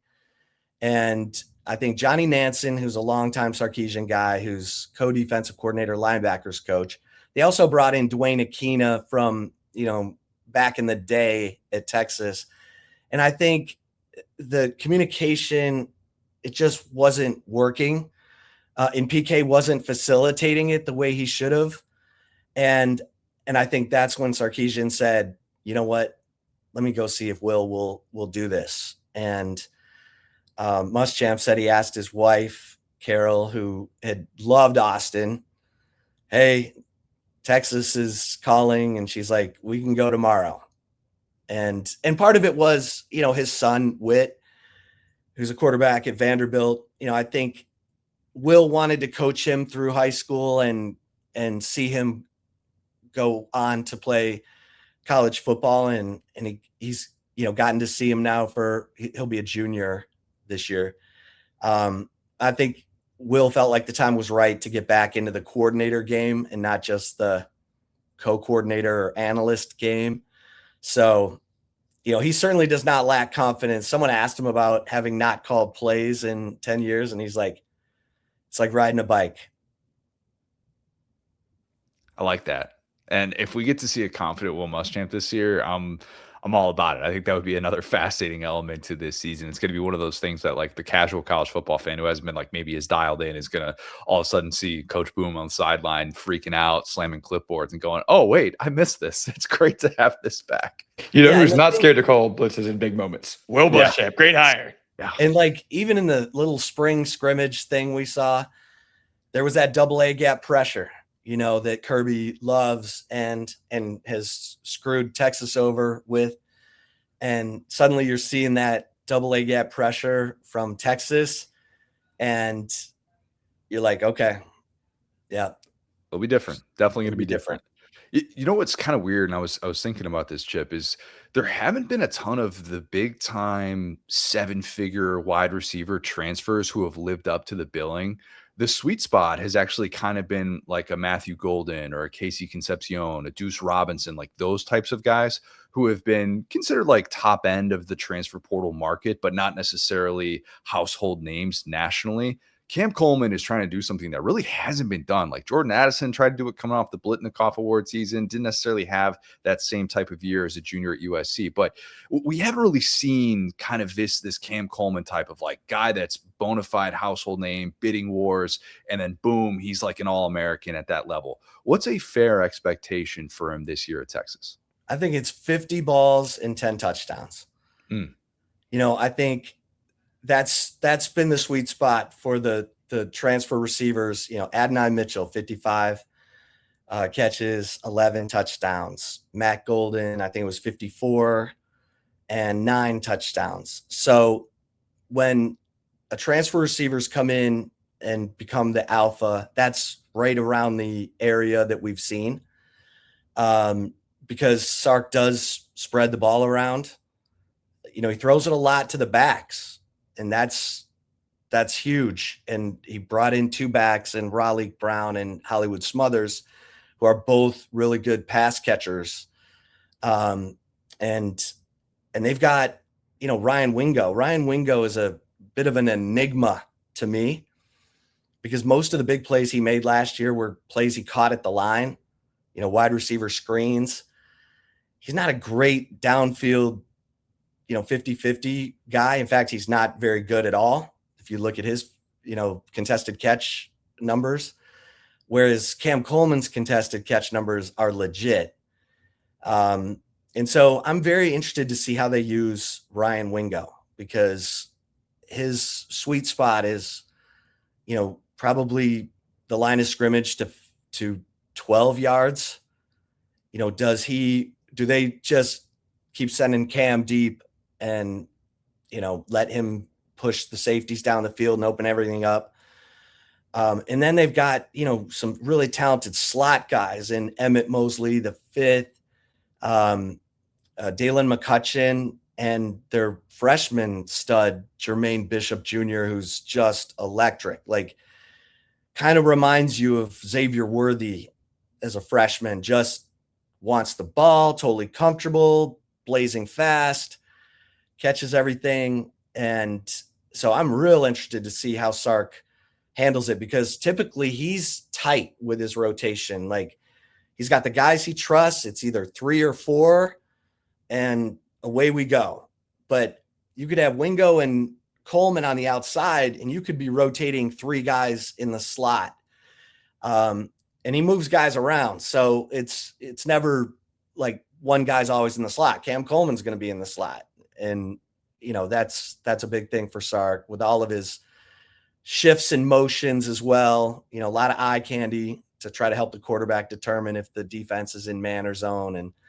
And so I think he feels like this is the most explosive offense he's had. And Lord knows the points per game are dropping. Like, it was 35, and then in 24 it was 33, and then last year it was 30. And the running game was terrible. Like, if not for 200-yard rushing games in the last 2 games of the season, they would have had their lowest rushing average since 1944.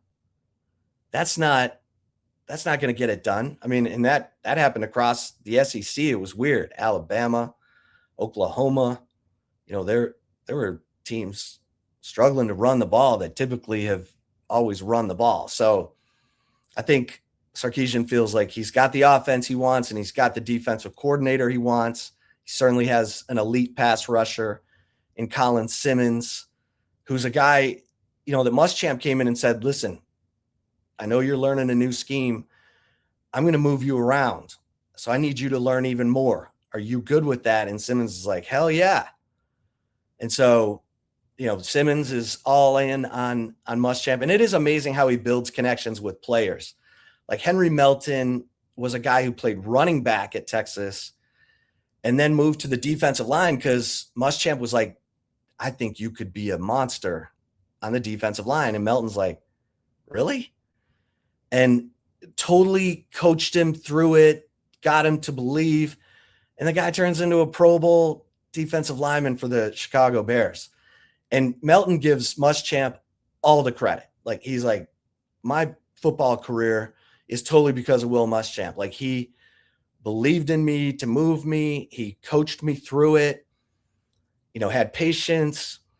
The guy connects with players in a way that I think, everyone sees him screaming and smashing stuff, but he really connects with players. And I think that's why this thing has a chance to work immediately for Texas this season.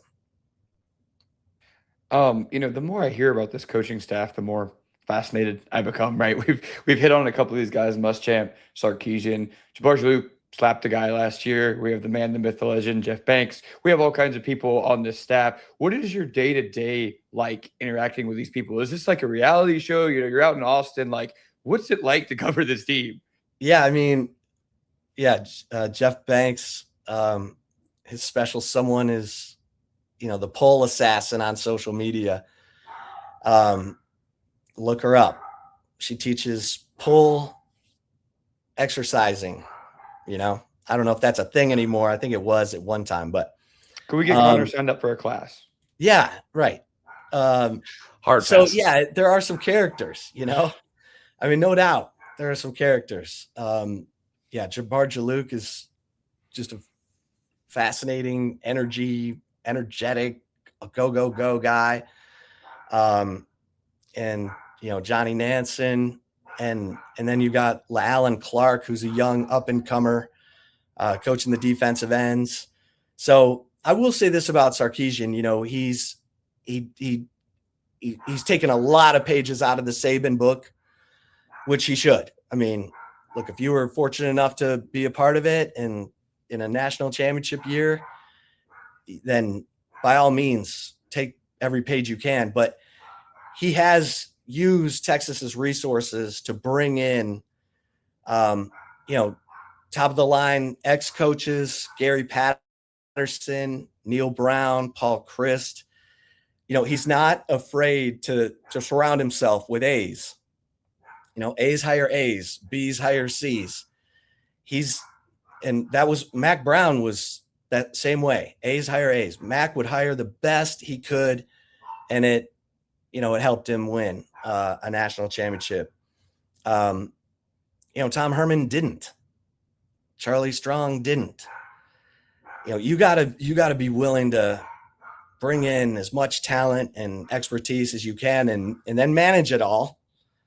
And Sarkisian has done a good job of that, I think. Yeah, I'm fascinated with this Texas team for all the obvious reasons. I think everybody is, and the more that Sark kind of points the arrow elsewhere, the more people are going to want to see this team fail, and those are the most intriguing teams in college football, especially ones that have national championship level talent. I'm curious, and it's okay if you don't have an answer to this question defined just yet, but I'm sure you've had it rattling around in the back of your mind. What is your season prediction for this Texas team? Like getting to Atlanta? Do you think this is a team that gets to a national championship? Like, have you settled on kind of your Chip Brown projection for Texas in 2026? It's funny. I was just like really starting to do the deep dive into all the SEC schedules and, who's got a good path and who doesn't. And I think Texas is going to go 10-2 or 11-1. I mean, I think they're talented enough. I think they beat Ohio State. I said this last year. I said they'll probably go to Ohio State and lose. And then in 26, when they've got a more veteran team, they'll probably beat Ohio State in Austin. I'll stick with that. Obviously, there's tricky, going to Tennessee on September 26th. Even though Tennessee didn't get the waiver for Joey Aguilar, that's a tough place to play. Tricky. But the month of October is very friendly.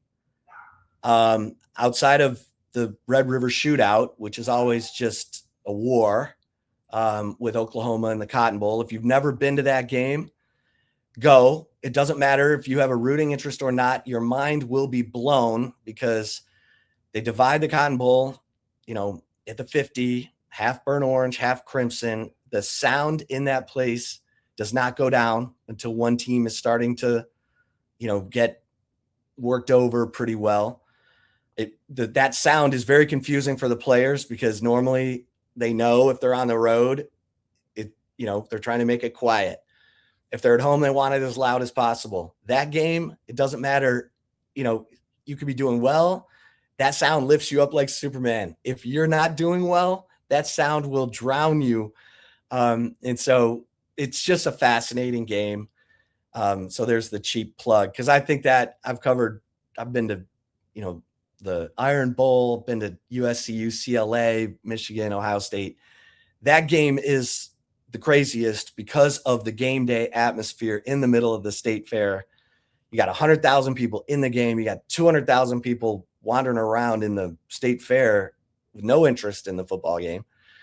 Probably not realizing that they picked the wrong day to come to the fair because of the Texas OU game. But I think, the month of November for Texas is tough because their off week happens after game 4. So they're going to play the last 8 games, all SEC games without an off week. And they play 3 games on the road in the month of November at Missouri, at LSU, and at A&M. So Sark is definitely going to bring that up too. Like, he's complaining about that's just a back pocket. Like, hey, look what we have to get through. If they go 9-3, that's going to be a huge data point. So it's very smart to bring it up now. Yeah.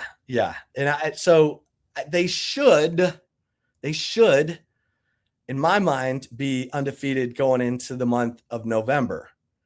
And then who knows what Lane Kiffin's got at LSU? That'll probably be a night game. And then how good is A&M? With year 3 of Marcel Reed and, Holman Wiggins as the offensive coordinator. Not quite sure about that. But A&M's been, those have been tough games, obviously, for over 100 years. Those two schools talk about each other in their fight songs. So, the fact that they went 13 years without playing is ridiculous because name me 2 rivals who talk about each other in their fight songs.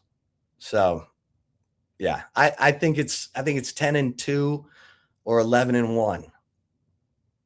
And then whatever happens after and then, that. And I think they're in the playoff. And then, are they healthy? Are they rolling? Last year at the end of the year, they were rolling. Is Arch Manning to Cam Coleman unstoppable? What's happening with the run game? is Will Muschamp got these guys totally locked in. And so, there are some question marks. I mean, you got to see what's going on at corner. I think they love Cade Phillips. They brought in Bo Masco from Rutgers, but they have a 6'2" corner and Kobe Black, who they, just an unbelievable athlete, but gave up 2 touchdowns against Florida, kind of went in the tank, came back at the end of the year, but you can't have guys going in the tank. And they really like this freshman, Samari Matthews, at corner. And then, at safety, you lose Michael Taff, who's like Mr., mission control center back there, can get everyone lined up. But Jelani McDonald's a guy I don't think anyone's talking about who could just explode this year at safety. Freak of an athlete, rangy, can cover, but will hit you. He's 6'2", 200 pounds. So they've got guys. And then at linebacker, Raheem Biles from Pitt. I think this guy's an animal. And I think they love him. And so, he's already on the most indispensable list, along with Colin Simmons. And so, they got dudes at every level, and that typically bodes well. Definitely does. Can't wait to see how it plays out. Chip, really appreciate the time. Hope to catch up with you at SEC Media Days in Tampa in a few weeks here. Yes, sir. Yes, sir. Anytime, guys. All right, lad of the week, and then we'll get out of here with an email. Will, why don't you start us off? Cool. So my lad of the week is Florida legend Jason Williams. Connor, did you see this? Interesting. I have similar thoughts. Go ahead. So you, as the father of a daughter, know how cool, girl dadship is. And I saw a lot of notes about Jason Williams. Oh, how could he betray the University of Florida by doing a gator chomp on the sidelines of the softball game? Let me go 1,000 feet back, okay? So Jason Williams has a daughter named Mia who, and again, not a softball guy. Feel free to correct me. This is just my understanding of the story. But had a daughter who committed and played at Florida. Things didn't end great there. She ends up at Texas Tech, and Texas Tech goes on this amazing run, right? They have, and I'm really saying this, things could change, obviously, in the future, but they are actively on this awesome run. They, she hits a massive home run in the game against Florida, so they have to go to hits 2 home runs in this series that were massive home runs that played a huge part. She got hit 5 times. Yes. Yeah. That's nuts. And and again, missed a step there. They have to go to Gainesville. Texas Tech has to go to Gainesville. And, throwing at a college athlete on that level, I've watched a lot of college baseball. I really have not seen that where you're in a really pivotal situations going, yeah, we'll just give up a free base runner. We just don't like this girl. I find that to be pretty unprofessional. And so, the how it shakes out is, she hits the walk-off in game 1. They come back, they win game 3. Jason Williams is there's all this back and forth. A fan is ejected for, saying stuff to her and him. He's temporarily ejected, but let back in. It's a long story. Look it up. And again, lots of people can do this better than me. But the moment that goes viral is Jason Williams, former Florida great, hitting this kind of sarcastic gator chomp as his daughter wins in Gainesville. And I saw lots of think pieces of people who, again, admittedly like me, didn't really understand the situation, who are saying, hey, you're disrespecting this university. What happens when you come back for a basketball game? All this different stuff. And the reason why he's lad of the week, man, is I know how great it is for these college athletes to come back to where they played and other, kind of worships and all that different stuff. And to put that to the side for your feelings as a dad, I think is awesome. I think it should be celebrated. I would feel this way if it was against LSU. I would feel this way if it was against any team. It's not just a Florida thing. He's a player that I loved watching, and I especially loved his highlights coming up a little bit before I was sentient. But that being said, he was, original cold-ass white boy. And so seeing that he's still got that dog in him, he's been interviewed, he's talked about it. People are already doing the thing, which they didn't do as much back in the day. Interesting about, oh, he's unprofessional, oh, he's whatever. And ultimately, when you boil all that away, you take away the logos. That's just a dad supporting his daughter. And I couldn't be more supportive and proud of him for that. Yeah, do you think he's going to root against his daughter? you think that's what's going to play into this? Yeah, wild watching this play out. Absolutely wild. I had Mia Williams for my last of the week as well. So I think she deserves a ton of credit. Literally first pitch from Keegan Rothrock, her former teammate, who I believe they played high school travel ball together as well too. And I'm pretty sure they go way back. and gets hit on the first pitch that she throws. And it's like tone has been set. And for her, she has been raking this year and was really good as a sophomore last year for Florida. But the part of this that kind of gets lost amidst the back and forth of, Jason Williams and having, this like jawing with Florida fans. He came out with the apology. That was kind of not really an apology, saying like some things were said, like, and they said some things to me and blah, blah, blah. And it's just in the heat of battle, essentially, is what he said. But what's kind of crazy is that, so Mia Williams was committed to Florida when she was 12 years old. She is the ultimate Florida legacy, and not just because she's the daughter of white chocolate. Her mom is Danica Williams, who was an All-American javelin thrower at Florida as well. Like, I did a story on this 4 years ago, and like spent a good amount of time talking to Mia, like talking to Danica as well, and like a very interesting dynamic in the way that she has been kind of like, it sounds weird to say groomed, but built for this moment. Like literally we talking about like built for this, has known she is going to be a phenom for a very long time. Like her high school coach was like, she's the female Alex Rodriguez. She is the real deal. Saying about that when she was, 15 years old. And for her to have that moment on that stage against her former team after what was clearly a bad breakup. Okay. And whether or not she just went to Texas Tech to like get the bag, or there was some, some fallout with players and coaches. So like, I'm not going to get into that. I'm not going to pretend that I know the wherewithal. All we know is what is being able to be presented to us and what feels like a sports movie script, and the way that all of that unfolded over the weekend and the drama that went into that. And clearly tensions were high. And for her to step up in that moment in such a mental sport, like, even if you're the biggest hater in the world and you're like, she disgraced Florida, blah, blah, blah, you got to tip your cap, man. That is big time stuff to step up on that stage when everybody in that place, maybe with the exception of your family and the Texas Tech crew that followed, is wanting you to fail. And she talked about afterwards, like how she needed the team to kind of have her back. She had their back. I mean, she was unfazed by all of it, and for them to win in that fashion, I know Florida fans, that stings, and that's a really brutal pill to swallow, but that's the mark, in my opinion, of a really, really special athlete. Absolutely. And just I love how we've kind of hit both sides of this too. And again, people talking about unprofessional, all this different stuff. When you see people getting thrown out for disrespecting your daughter, I mean, I don't know if Connor O'Gara is making it 5 hit by pitches on clear before he's jumping a fence and getting into the action. So a lot of professionalism, I would say, was shown there by a dad. 5 hit by pitches. Those softballs are hard, man. Yeah. Yeah.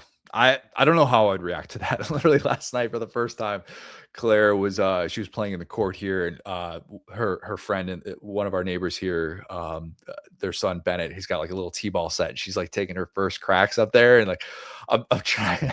Lauren's like, we don't need to get into the fundamentals of the swing here, but let's see how we're watching her form and everything. But of course, like all those things are going off in my head of like, all right, make sure that you're using your back foot to generate your power. Like, she's not even 3 yet. Let's take it easy, Connor. But you're right. Like, there are certain instincts that take over you. And again, I think that situation, as ugly as it probably was with words, and obviously like Jason Williams saying that something like a Florida fan threw something at his youngest daughter, like that's horrible stuff. It honestly sounded like it could have been even worse. It really does. And for a situation that had a lot of eyeballs on it, I think that was the type of thing that very much captivated an audience, even though I know Florida fans, the majority of you who are listening to this are Florida fans, not Texas Tech fans. I think that was grade A entertainment. It really was. All right. I got one other. Speaking of Florida, Laura Rutledge. Many have seen this by now, that Laura Rutledge will no longer be with SEC Nation. She's pivoting to doing all things NFL, which kind of always felt inevitable. And every single time that we had her on the show, we have her on once a year, she would, talk about juggling those duties. And I would always ask her, like, hey, what are your future aspirations? And I think what she has done is so hard in sports media and doesn't probably get talked about enough, to be the point guard in the variety of ways that she is, and doing sideline reporting on Monday Night Football too. I mean, I think Laura is one of the most talented people in our business. And if you've ever heard me interview her, you know that I have the utmost respect for her.